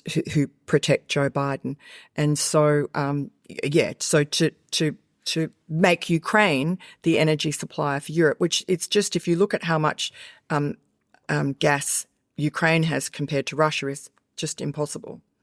The problem with the theory, I think, is more obvious still, is that if the CIA wanted to do something like that, surely Hunter Biden is like the last person you want involved in it, because he's such an utter like degenerate live wire. Yeah. That it's almost like you can't actually control him if he's so careless. But it's not really that the CIA wanted Hunter. It was that the CIA, or the blob, let's not call it the CIA, the blob wanted Joe Biden. Joe Biden's their creature from long back. And Joe Biden's quid pro quo is that Hunter gets a cut of the action. His family gets a cut of the action in this corrupt country. And as protection for Hunter, so the reason that we think that Hunter's sort of protected by the CIA and so on, I mean, partly it's obvious because the vice president's son, crack addict, is ricocheting around the world in the inner sanctum of Putin, the inner sanctum of President Xi, all these crazy oligarchs and CCP maestros. Maybe he's useful in terms of feeding information, and certainly what we do know is that before Hunter joined the Burisma board, he was given this really prestigious role on the board of a CIA cutout. It's the sort of democratic wing of the National Endowment for Democracy, and which Mike Benz told me all about on this show. Good. Yeah, Okay, so yeah. you know listeners all of the about show it. will know. Will be familiar Fantastic. with this, Right. Well, I mean, Hunter was very proud of this. He put it on his resume. It was on his Burisma resume, and it was a sign that he was a CIA protected guy, right? As well as being the vice president's son. So I don't know much more. All I do in the book is actually just lay out evidence that I find, and I'm resisting drawing, making conclusions from it. But the points are all there, these points of light, and they do point in a direction. And so another piece of information was that Devon Archer told me was that, and again, secondhand, he got it from somebody else, but someone who knew, was that this odious oligarch called Igor Kolomoisky, who is, the paperwork shows that he's actually the owner of Burisma, and that Zlochevsky's sort of his underling and is the sort of perceived owner of Burisma, but really it's Kolomoisky behind the scenes. Kolomoisky is he's like a James Bond villain. He used to keep a shark tank in his office with a shark and a button, and he would, when somebody came into his office he wanted to intimidate, he'd press a button and a bucket load of bloody chum would come into the water and the shark would go into a frenzy. He's renowned as a murderer and torturer. People are terrified of him. He used to take over companies, basically steal them he'd bring a whole bunch of thugs in suits and baseball bats into the company and just take it over. He's involved with various, in fact, I think he's currently in jail in Ukraine. He was the bankroller of Vladimir Zelensky. He owned the television station that Zelensky's comedy show was on. Zelensky was his protege. When Zelensky was president, Kolomoisky was very happy to show himself as, in photographs sitting around the cabinet table with Zelensky. I think pressure came to bear on Zelensky after the war to cut ties with Kolomoisky because it's a bad look. And so Kolomoisky gets wrapped up and arrested in a very public fashion, and I think still in jail for some murder that happened a while ago. His bodyguard was involved. His bodyguard also ended up dead. So that's the kind of guy he is. Real thug. He ends up being the governor of an area on the Russian border where a lot of Ukrainian Russian speakers, sort of Russia-aligned Ukrainians after the Maidan Revolution, decided that they didn't want to go along with this Eurocentric American-controlled Ukraine, that they wanted to break away and stay with Russia. And this was a problem for the Americans. And it was also, the other problem was Putin invading Crimea, which they hadn't really expected. And so Kolomoisky was made governor of that region, and he could do what the CIA could not do, all sorts of illegal things, torturing people, anybody, people would disappear, and he was very effective. I mean, there have been books written in Ukraine about how Kolomoisky single-handedly saved Ukraine from Vladimir Putin, or that part of Ukraine anyway. And so what Devon Archer told me was that Kolomoisky used to periodically be whisked out of his house in his pajamas and put on a CIA plane and taken to parts unknown for a debriefing and then brought back. Look, I don't know if that's true, but it's another example. Devon Archer also tells me that the CIA approached him, and he was a business partner of Hunter, but they had another business partner called Chris Hines, the heir to the Heinz ketchup fortune, who met Hunter at Yale and Devon at Yale, and they started this company together. And Chris Hines was the stepson of John Kerry. Is this Burnham? The company? No. What's this company? This company is called Rosemont Seneca. That's right, yeah. Yeah. Burnham was just something that Devon and Hunter were involved in.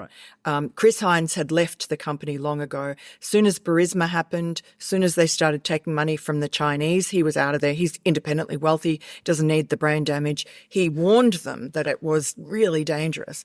And in fact, he wrote a public letter to his then stepfather, John Kerry, laying out that he was not comfortable with this, so that if anything came back to bite them, that he would be shown to have done the right thing. His stepfather, John Kerry. His stepfather, John Kerry. The John Kerry, Secretary of State under Obama.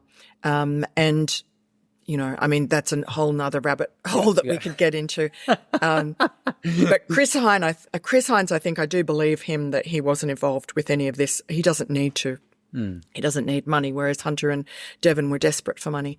And so what Devon Archer says is that the CIA approached him and Chris Hines twice on separate occasions to see if they would work for them.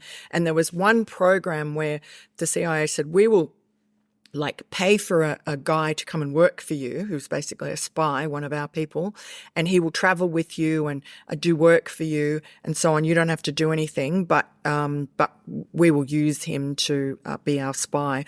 And Devon thought about it, but decided it was too dangerous, that if anyone found out, he could end up dead.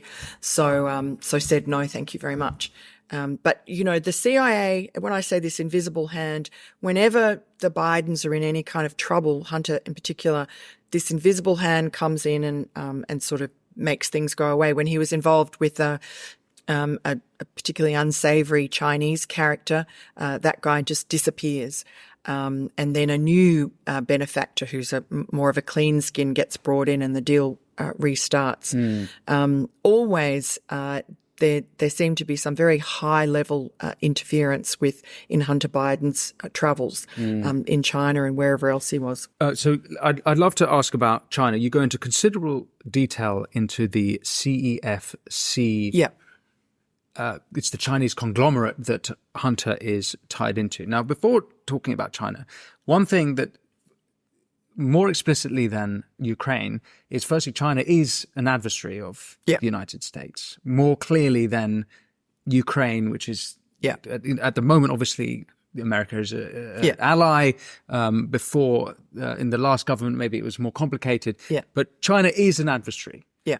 Not only that, it is known that China have what is called the United Front, which is that all people born in China have an obligation on the CCP to report news to them, i.e. they're all spies. Not in a James Bond style spy, but in that they all have to inform, they have an obligation to their nation to give that information back to them. So you'd have thought that the vice president's son would know about that before getting into dealings with the Chinese. And yet he is pretty deep in on the Chinese. So where do we start with the CEFC?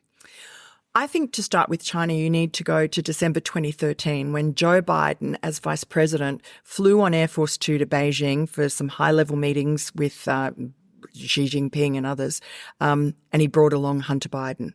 And that was just such a signal to the Chinese that this was American power come to do private business.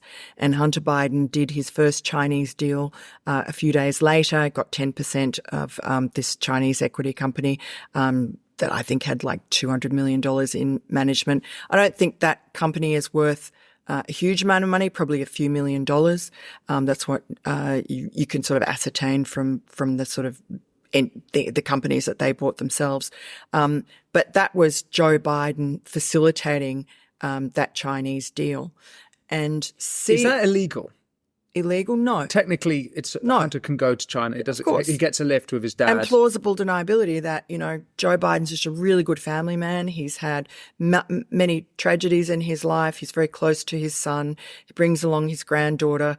It's just a family affair. Mm-hmm. It's just pure coincidence that Joe Biden happened to have a cup of coffee and shake the hands of the Chinese business partner that was putting Hunter into this lucrative deal. Okay.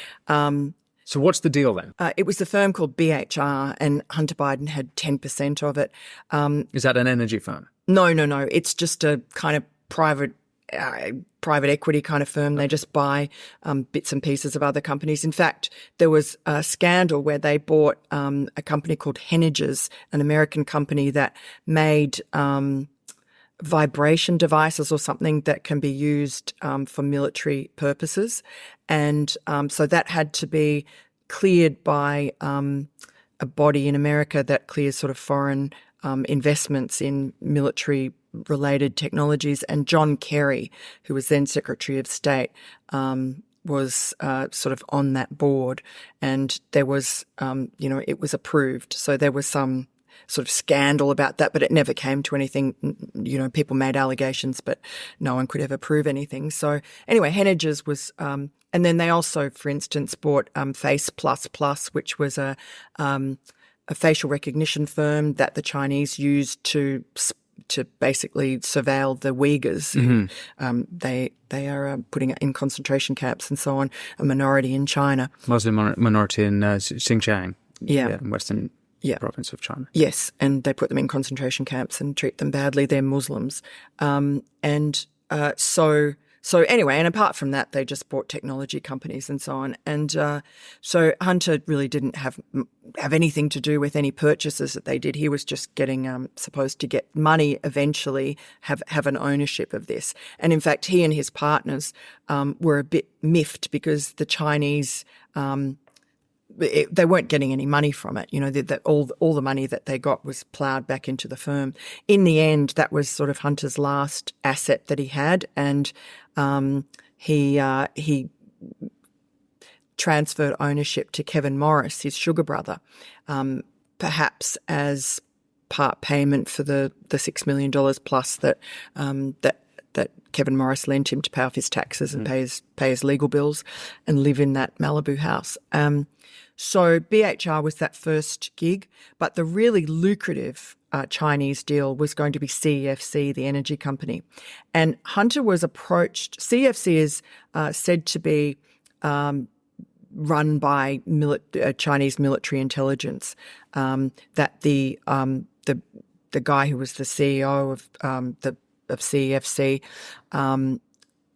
Chairman Yi Jinping, very unusual character. He was meant to be the white glove of a Chinese general in terms that he sort of made the money and passed the money on to this general, and the general tipped him into various lucrative deals.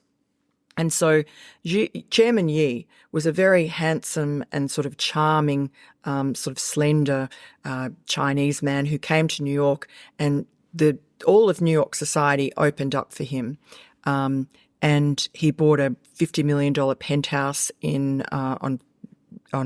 57th Street in Billionaires Row, in a building called Limestone Jesus. It's one of the most prestigious. Sort of a lot of foreign billionaires live there. He had the penthouse there, and he was very interested in wining and dining luminaries in Washington. So Hunter Biden was a really big scalp for him.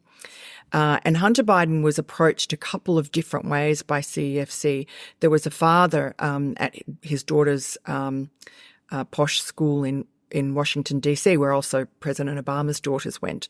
A father there approached him, and then he was approached also by Chairman Yi.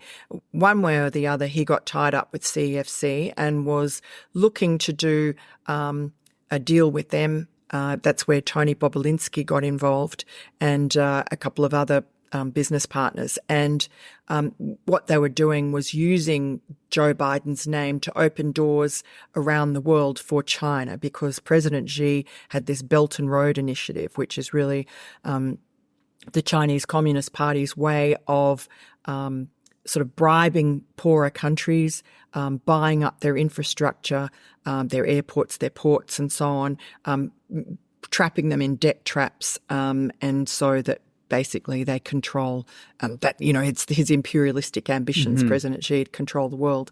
And of course, it's not in America's interest to assist with that. And, you know, by the time that the Bidens got involved, the Belt and Road Initiative was known about by America and Australia and Canada and so on, by the West, and it had developed a bad reputation. And a lot of these countries had seen other countries get caught up in these debt traps. And so it was more difficult for the Chinese to make inroads. So they needed a powerful and well-respected American like Joe Biden to sort of be the front man, or Hunter Biden, Joe Biden's son. And so that's his use to them. And Hunter Biden was given a diamond by Chairman Yi that was appraised at $84,000. That was a sort of, Chairman Yi had a bunch of diamonds that he used to give away to people.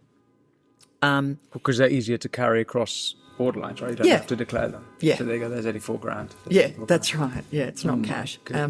So that were just his party favours, and I think he had bigger diamonds for more important people. So Hunter and Jim Biden now was involved, Joe Biden's younger brother. They saw this as a wonderful opportunity for them finally to make it rich, because they're sort of these bumbling, small-time crooks. They sort of always want to hit it big, but it's only a few million here, a few million there. This was going to be a really big payday. I mean, they're looking at a couple of $100 million from CEFC, which they never got, but because they are bumbling fools, really.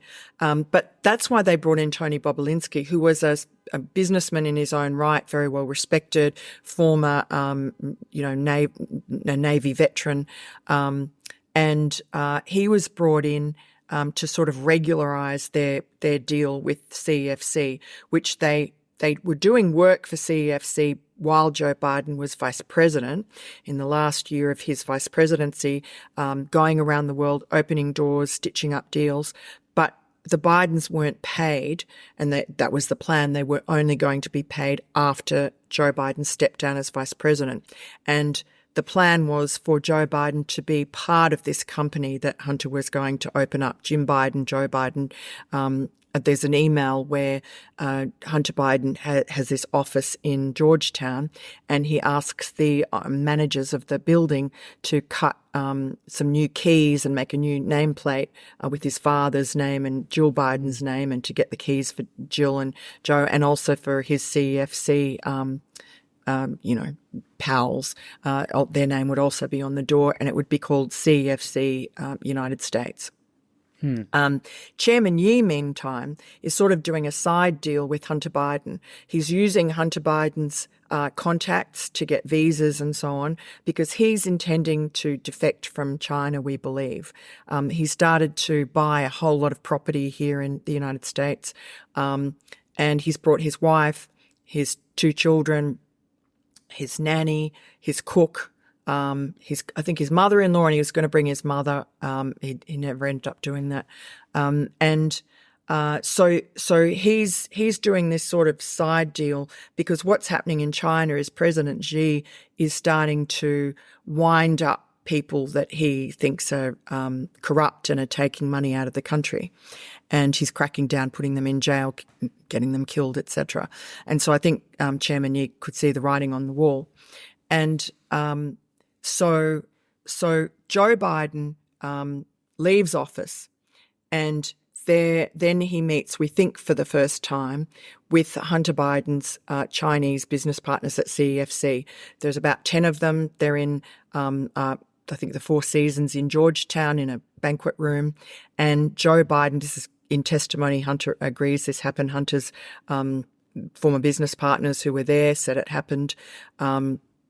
It testified that this happened. Joe Biden comes by. He's no longer vice president. He's, I think it's a couple of months since his term ended, and he visits his son. He comes in, says hello, and then leaves. Right, he's only there for a short time. And so this is presented by Hunter and Jim Biden as completely above board. It's just Joe Biden because he loves his son coming to visit him. Of course, he just couldn't visit him any other time other than when he's meeting with the Chinese. So that was the sort of thing that you can't really ping Joe Biden for it. Joe Biden came. Joe Biden invited Hunter's business partners to his vice presidential residence. Joe Biden introduces Hunter to the CCP top bods in Beijing. He shakes hand with Hunter's business partner there. He goes to dinner in Georgetown with Hunter's business partners from Ukraine, Russia, Kazakhstan. And he's on the speakerphone with them all. But you can't ping him for actually being involved and pulling the strings. Yeah, He's just so being if you were to defend Hunter at this point, you might be like, you might say, just as you've said. And so that's what Hunter says. And Hunter Biden has to be able to do business. He has to be able to work just because his father's the vice president. But to that, I respond with what I said earlier in this conversation, which is that what exactly are Hunter's skills? He's a crack addict on the run, a complete mess. He's, as you said earlier, he was an average academically average, not particularly talented lawyer, even though he's a qualified lawyer. So why exactly would they want him? What does he bring? What value does he add to this except connection? Of course. And And of course, Joe Biden arriving, that's all he has to do. He just has to show he's the principal. And that's how it works in all these kind of shakedown operations, all these influence peddling operations. The principal just has to show his face and show that he's available. So I'll give you like a counter example, because I tend to think, reading your book, The Big Guy, and this story, having followed it for a while, I think that if Hunter Biden's surname was Trump, we'd never hear the end of this in the press. Yeah. Not just the debauchery, but also all of these dealings. Yeah. Now, to counter my own opinion, there is the case of Jared Kushner and Ivanka Trump. Now, Jared Kushner, within months of leaving the White House, his new firm, I think it was called, a venture capitalist firm called, I think it's called Affinity, secured $2 billion worth of investment from MBS. Funds under management, Exactly. And the Saudi Crown Prince. So and this was after Jared Kushner was involved in the Abraham Accords, negotiating, and so leading the Abraham Accords, leading them exactly. And so, yes, so I mean that's so wrong. I agree with you. Yeah. So you don't think that what Jared Kushner, that deal is not acceptable?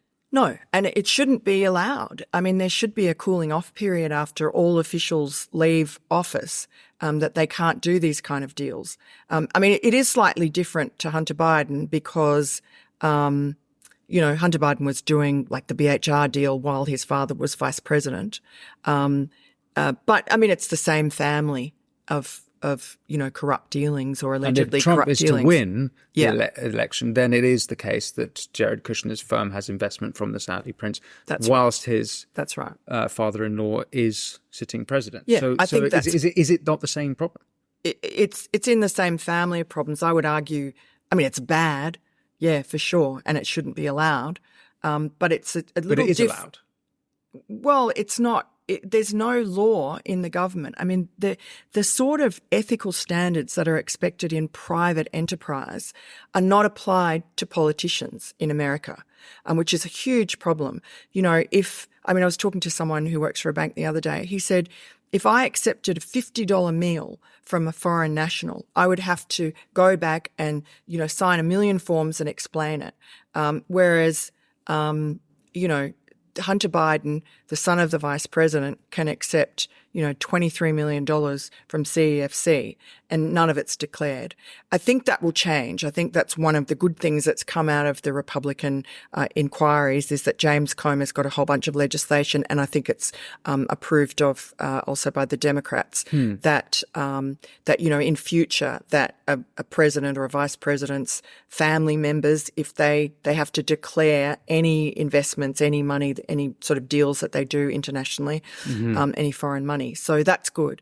I mean, it really is a lax situation.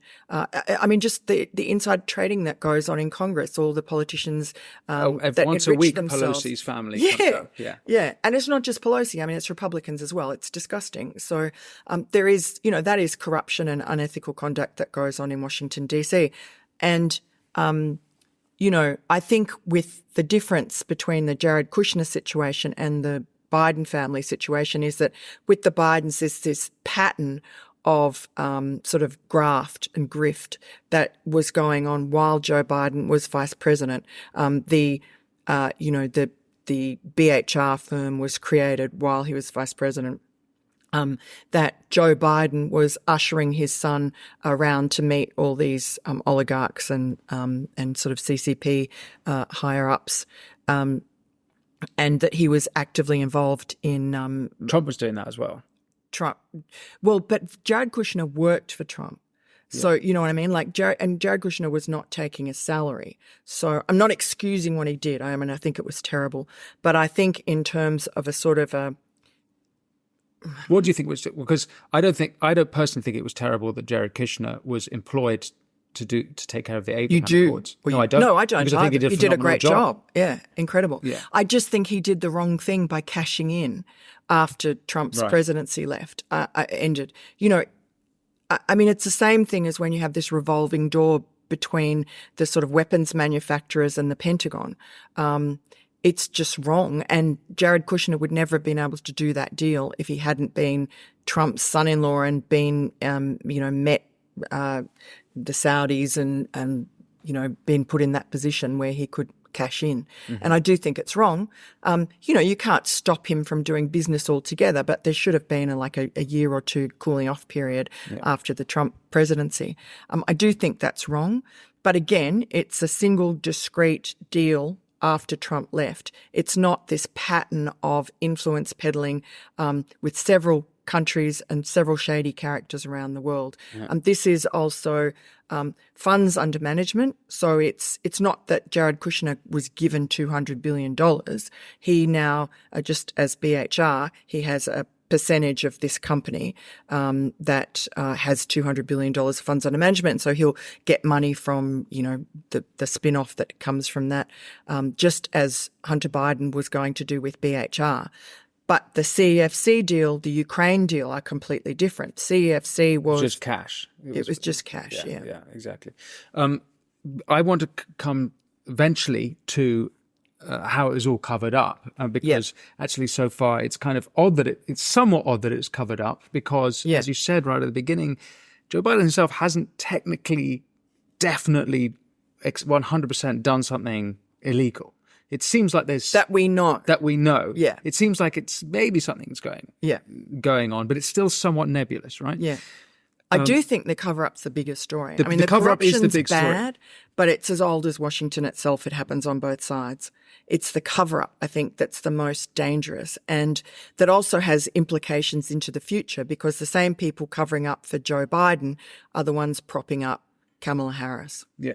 Okay, so let's get to cover up. But before we do, can you just give me briefly on Romania and Kazakhstan? Okay. Those two dealings. I appreciate you haven't got that much time. So just so we get a sense of those two. Well, Romania was a deal where there was a Romanian oligarch billionaire called Gabriel Popoviciu. He was in trouble. There was some corruption deal, a land deal. He was being investigated and was probably going to go to jail with the Romanian authorities. And so Hunter Biden was approached to help Popoviciu get out of this problem. Joe Biden during this time met the leader of Romania. They were all good friends. So obviously Joe Biden was an important person in Romania. What year is this? Oh, God. Is this whilst he's vice president? Oh, yeah. Okay. Like 2014, 15, right. Not quite sure. So Hunter was paid a monthly stipend by Popoviciu through he was never paid directly. The money went through, in this case, to Rob Walker, one of his business partners, who then parceled it out. It was a couple of $1 million, parceled it out to Hunter, also to Hallie Biden, Hunter's lover, widowed sister-in-law turned lover, and a few other family members got money as well. Rob Walker was just told who to parcel the money out to. And this is all documented, it's Rob Walker's testified. He was interviewed by the FBI. We have that transcript. So that was pretty much Romania. I mean, Popoviciu, in the end, Hunter didn't help him. As soon as Joe Biden ceased to be vice president, the money stopped from Popoviciu. In the end, actually, he did somehow get off, but it wasn't through Hunter Biden helping. A lot of these things, I wonder how helpful Hunter really was. In a way, the grift was to give the impression that Joe was going to help, and Joe would show up and he'd shake hands and he'd glad hand. But whether or not he actually did anything, we don't know. And it was more, as Devon Archer said, the illusion of power and influence. That's why the Ukraine story was so important, because that was a case where Joe Biden did intervene. There was a serious quid pro quo, and that's why the cover-up was so intense around that particular incident. And Kazakhstan? Oh, Kazakhstan, and what was that? That was, there's so many of them. So there was a guy called Mazimov, who was the prime minister of Kazakhstan and his bodyguard, they came to a dinner at Cafe Milano that Joe Biden was at. Devon and Hunter were trying to make some money. They tried to get CFC involved with Kazakhstan because there's a lot of untapped sort of energy reserves there. And Devon's got some fantastic stories. I mean, I decided not to go down that rabbit hole because there wasn't so much Biden involvement, but he's got some fantastic stories about sort of riding on camels into the deep reaches of Kazakhstan. I don't know if they were camels, but and sort of setting up gas wells and doing exploration and so on. In the end, they didn't make much money out of that, and the Mazimov ended up going to jail. I think he's currently in jail. You find that with a lot of the people that Hunter did business with, they either end up dead, missing, or in jail. Wow. Okay, so let's look at the cover-up. Yeah. Now, you do a whole chapter on the Twitter files, what that exposed. On this show, we've done a lot of that, and I suspect viewers will be very familiar with that. Great. And you do actually, you retell it very beautifully. In I really enjoyed that aspect of that chapter in your book. But there's throughout this conversation, we've talked about the invisible hand. Yeah. I'm interested in the motivations behind it, what's going on. And as you said, that same invisible spirit is now defending Kamala Harris, vice president and presidential nominee, very much working against President Trump. How do you put this all together? What do you make of the cover-up then? So I think what has happened is that Donald Trump is uncontrollable, and that's why he's regarded as an existential threat. We're told he's an existential threat to democracy, to America. I mean, he was president for 4 years. He actually performed pretty well, and certainly geopolitically, certainly amazingly. Yeah. I mean, because he's not controlled by the blob, because he's not following their agenda, you see what happens when their agenda is followed with what's happened under Biden, and the world is on fire. Afghanistan withdrawal was completely botched.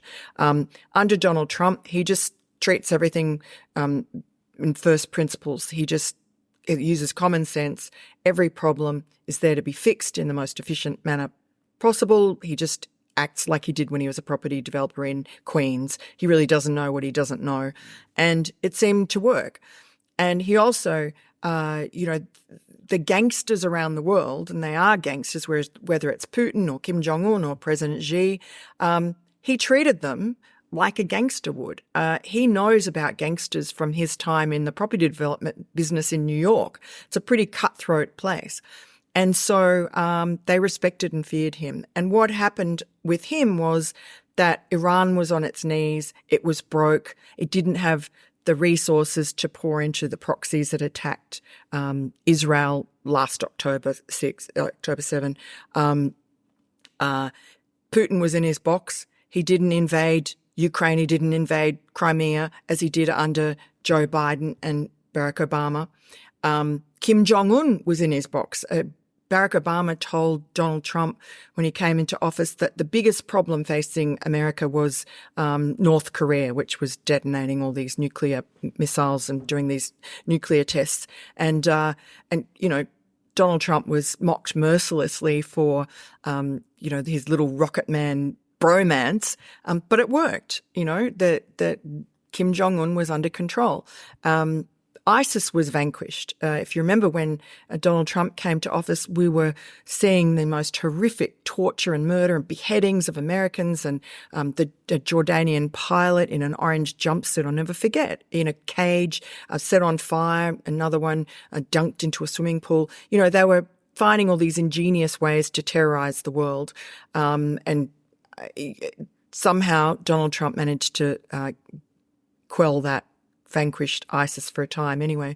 And so things were working, and he was tough on China, all the tariffs and so on. But he wasn't following the agenda of the blob. And it seems to me, I mean, we don't really know who they are. They haven't written down their project, their agenda, but you can see what their agenda is from the way that Barack Obama, Joe Biden, and soon, if she wins, Kamala Harris, they conduct foreign affairs. And that is that China is not a problem, that Russia is an existential threat. Not that China's not a problem, but China's not the biggest problem, that Russia is a big problem. And as Mike Benz has told you, that there's this sort of energy play trying to get Europe off the teat of Russian energy. So that's why Joe Biden blurted out that he wanted Putin regime change in Russia. At one point, that was cleaned up by Antony Blinken and Joe's staffers. But presumably, with his cognitive decline, he'd heard something around the table and just couldn't. It didn't have the filters operating to not blurt it out in public. And so the Ukraine war, I think Donald Trump's quite right. That never would have happened. Putin never would have invaded if Trump had won the election. And it's a proxy war that America is waging against Russia, and which is not in America's best interest. It's not what most Americans want. And it's expensive, and a lot of hundreds of thousands of people dying. Yeah, and also it's it's threatening nuclear war. I mean, Russia is a nuclear power. Putin is saying that if you encroach, if you're shooting missiles into Russia as American missiles, that's what's happening. That's what Ukraine is doing. And so I think that's why Donald Trump is an existential threat to the power, to the blob, to their power, because he doesn't take orders from them and he does his own thing. And there have been 2 assassination attempts already. And I just think that this will continue because they cannot allow him to take office again, because he'll be even more lethal to their power than he was the first time, because he really didn't know what was going on. We were all innocent back in 2020.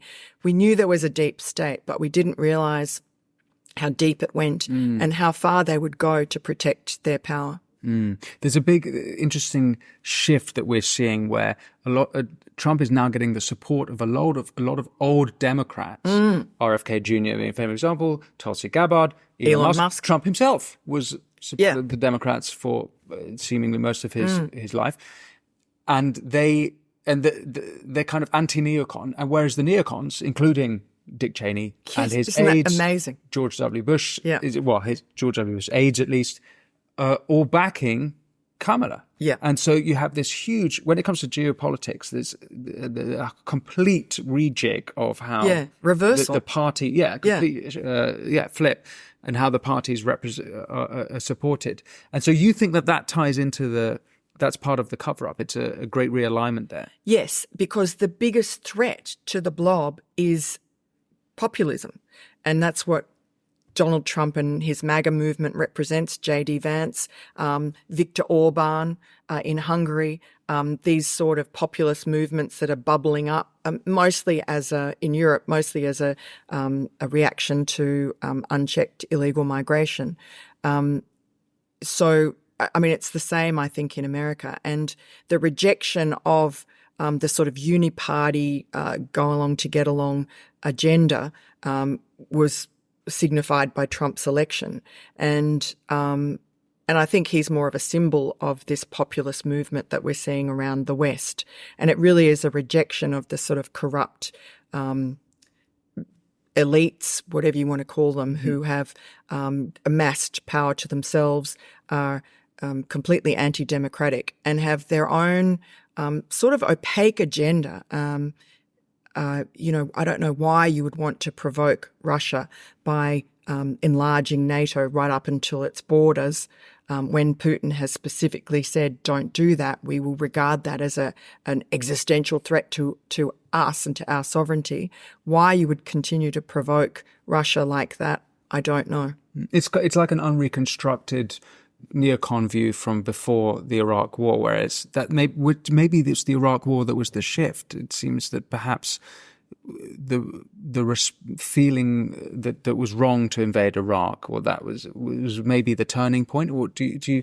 Yeah, and also I think 9/11. I mean, remember Jane Fonda when the COVID-19 pandemic started, said in an interview, she said, COVID-19 is God's gift to the left.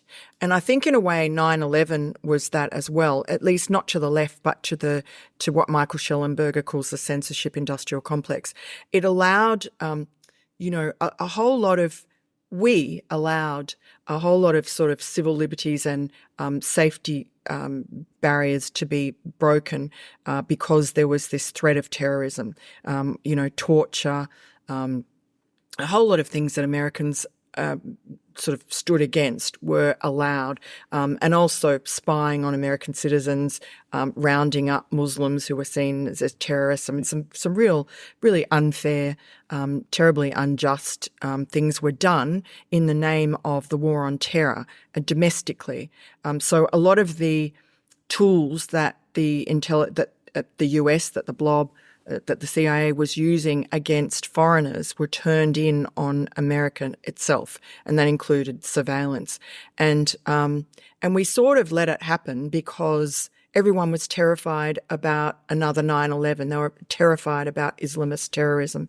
And so, like frogs in boiling water, we sort of didn't realise that the greater threat was ourselves, was allowing such power to be amassed by these shadowy, unaccountable, faceless people whose intentions we don't really fully understand, but that have to be malign because you just look at the consequences and how disastrous it's been for America. I mean, the unchecked illegal migration under Biden.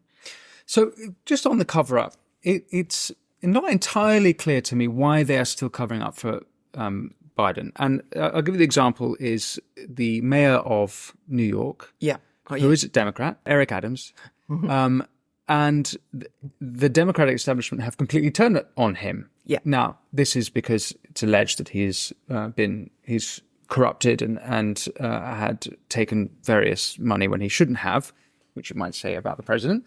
But they've turned on him, and what's notable about him is that he has spoken out against Democrats' talking points, a couple of points illegal migration, migration, notably. So the Democrats have shown examples where they're prepared to turn on their own, so to speak.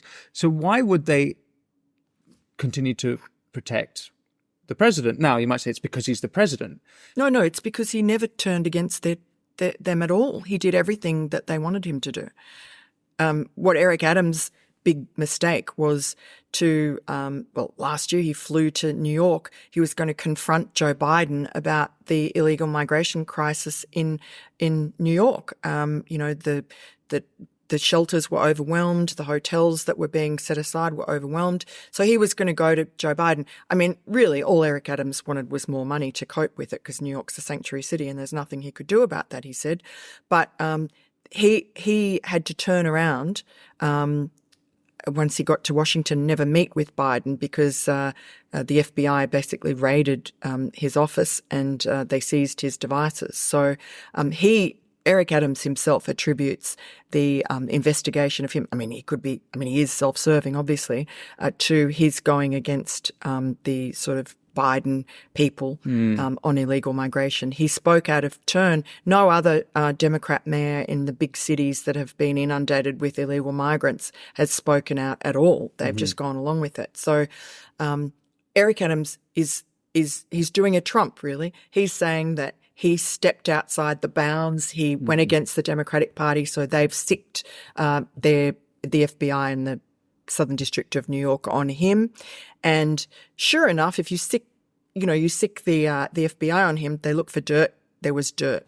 I mean, it's bad. Certainly not going to exonerate him. No, if they want to, the problem with this is I'm all for them wrapping up Eric Adams because he took, flight upgrades from Turkey and expedited a fire inspection of a consulate that the Turks wanted to open up in New York before Erdogan was coming for a visit. That's all wrong, but it pales into insignificance alongside what we've uncovered about Joe Biden and Hunter Biden. And so it's the selective prosecution that I find and that Americans find so egregious. You know, if you're going to be hard and tough and have zero tolerance for corruption, then do it across the board. Don't just select people that are your political opponents like Donald Trump. Don't just select people who in your own fold who you have to make an example of and really bring down the hammer on, because otherwise there might be other Democrat mayors or other Democrats who think that, oh, well, I can step outside and speak against, the establishment, speak against my party and get away with it. So he's being made an example of. Yeah. What is also peculiar is that it's not just the establishment, so to speak. It's how the media, you talk about big tech and social media, but also media and maybe a lot of the population of America are supportive of, or rather have no interest in this. I'll try and make myself clearer. Eric Weinstein has a theory called anti-interesting. It's not that something's not interesting. It's that it's unbelievably interesting and important. And the only way to keep it down is to basically actively work to make it uninteresting, like not interesting. Right. This should be, as I said earlier, if it was a Trump, this would be everywhere all the time. We'd never hear the end of it. But it's not. It's a Biden. And it's a rip-roaring story by itself. That's the lack of curiosity in the media is incredible. And that's Weinstein's theory is very clever. Yeah. So there's a personal example I have, which is that I wrote a Christmas song called Rudolph's Laptop. Right. For, I think it was Christmas 22, or maybe, 22. And put it out, and it's about Rudolph's laptop ruining Christmas for Santa. Right. And because it had all this revealing stuff and some drug stuff, bit of porn. And the music press covering it didn't get the joke at all. But that's kind of understandable. They're totally progressive. But they also went on to say, and you can see this in Consequence of Sound. I've forgotten which publications, but it's those type of publications. Drowned in Sound, maybe, I can't remember exactly. And they say that the laptop is not real. It's not even, this is a fake song about a fake laptop that's not even real in real life. Right. It's like they don't, and so I got a glimpse into basically progressive media is they're not even prepared to engage in this. Now we know Hunter has felony charges based on where the laptop itself was used in court. So we know now that it's real. But it's so peculiar, this disinterest in, you would think in media that this is exactly what you want. This is a story, like journalist.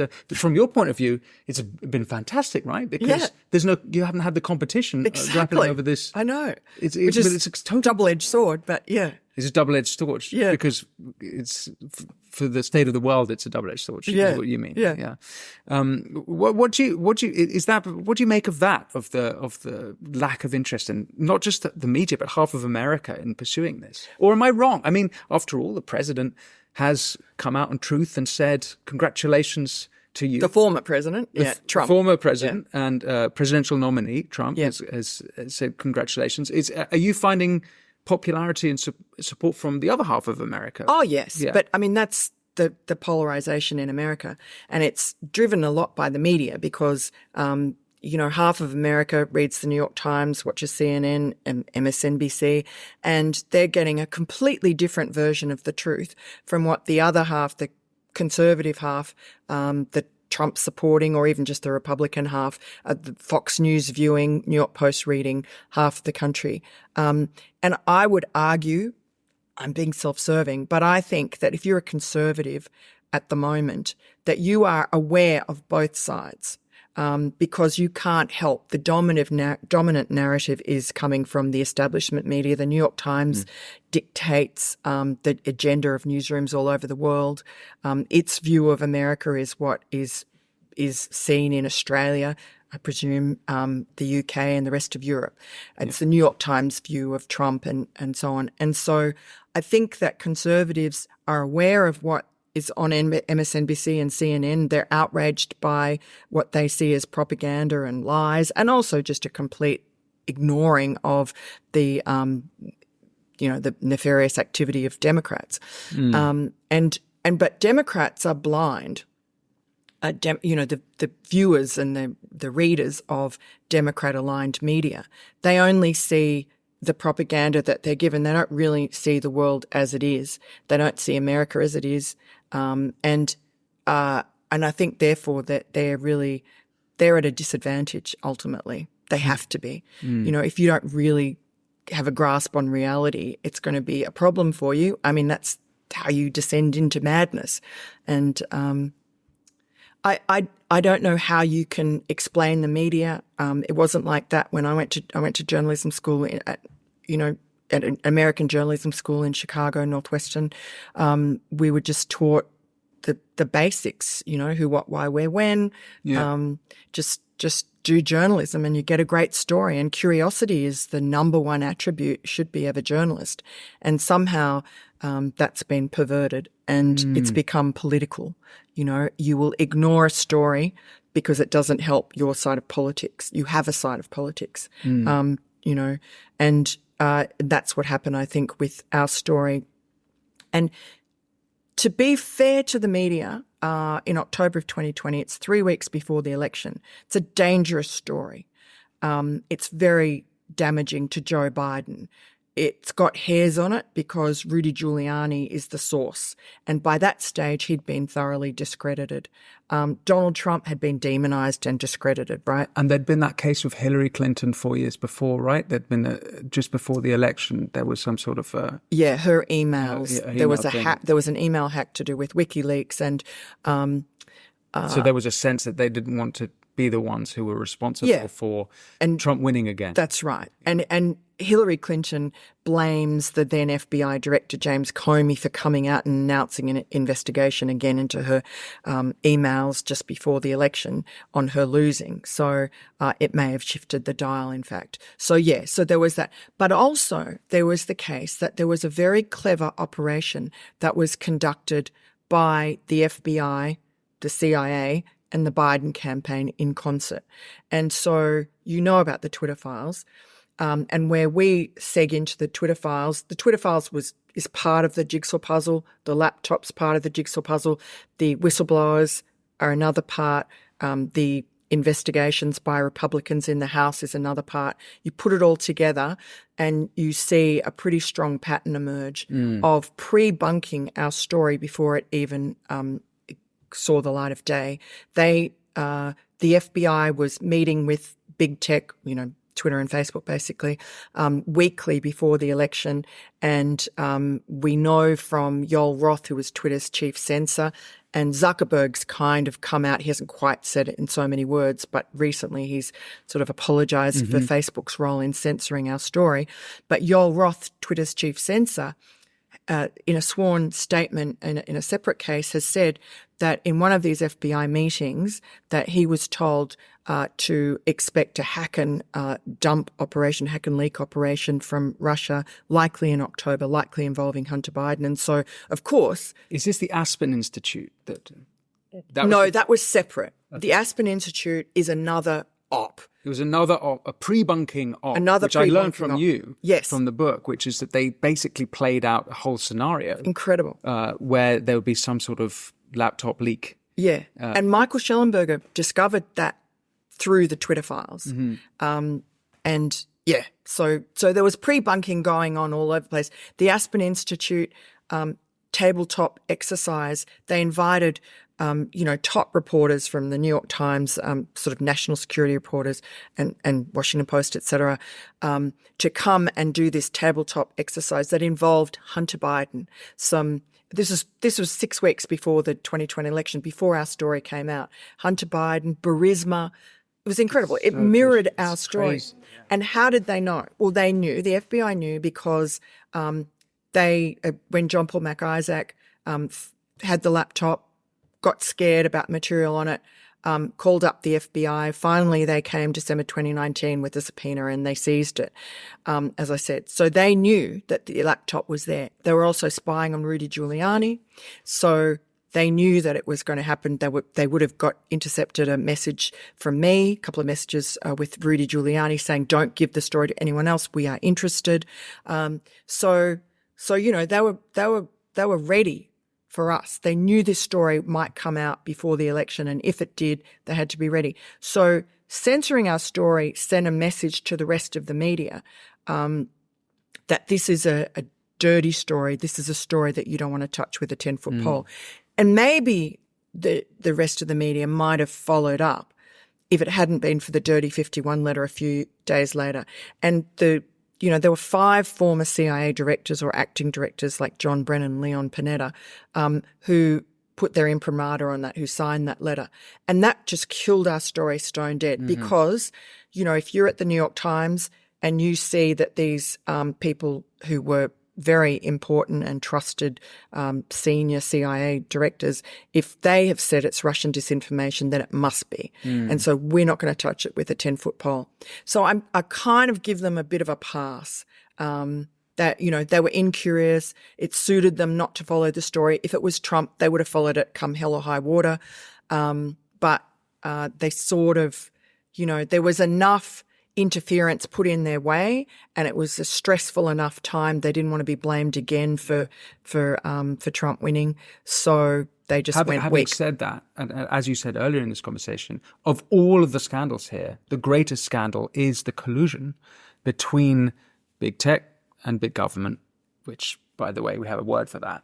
But, in covering this story, or any part, or trying to kill the story. That's just absolutely. Well, they were successful because that letter was used by Joe Biden in that last debate with Donald Trump, and he got off the hook. And it was so marginal how much that election was won by that it had the American population known about this story, it could very easily have. Well, polls show that. It was a few thousand votes in a handful of states, and there are polls that were done afterwards that if Biden voters had known about the corruption that was exposed on the laptop or our stories, which, it just showed that Joe Biden had lied when he said he knew nothing about his son's overseas business dealings, because there are emails there showing that he had met with Hunter's, our first story, business partner from Ukraine. He lied and he lied and he lied. And it would have damaged him, even though we didn't know half of what we know now. It still would have hurt him because he would have come across as a liar. And those Biden voters said that they would have changed their vote, and that would have been enough to alter the outcome of this very tight election. So it worked. It was a domestic election interference operation by the CIA and the FBI. And it was the CIA because that letter was signed off by Gina Haspel, who was then CIA director under Donald Trump. It was seen as being, because the Dirty 51 had to submit that letter to the pre-publication review board of the CIA, and the people who run that realised the political nature of it, that they needed to send it upstairs. They did that, and it eventually found its way to Gina Haspel's desk. We know that because the chief operating officer of the CIA, a guy called Andrew McCreadis, had to testify behind closed doors to House investigators. He said he walked it across the corridor to Gina Haspel. So that was approved by the CIA director. And as well, we now find out they're not just retired CIA officials. They might be retired, but they were actively on contract with the CIA. So I just call it a CIA op. And then the censoring of our story with big tech was the FBI op. Absolutely astonishing. Miranda Devine, congratulations on the launch of your book. I wish you great success with it.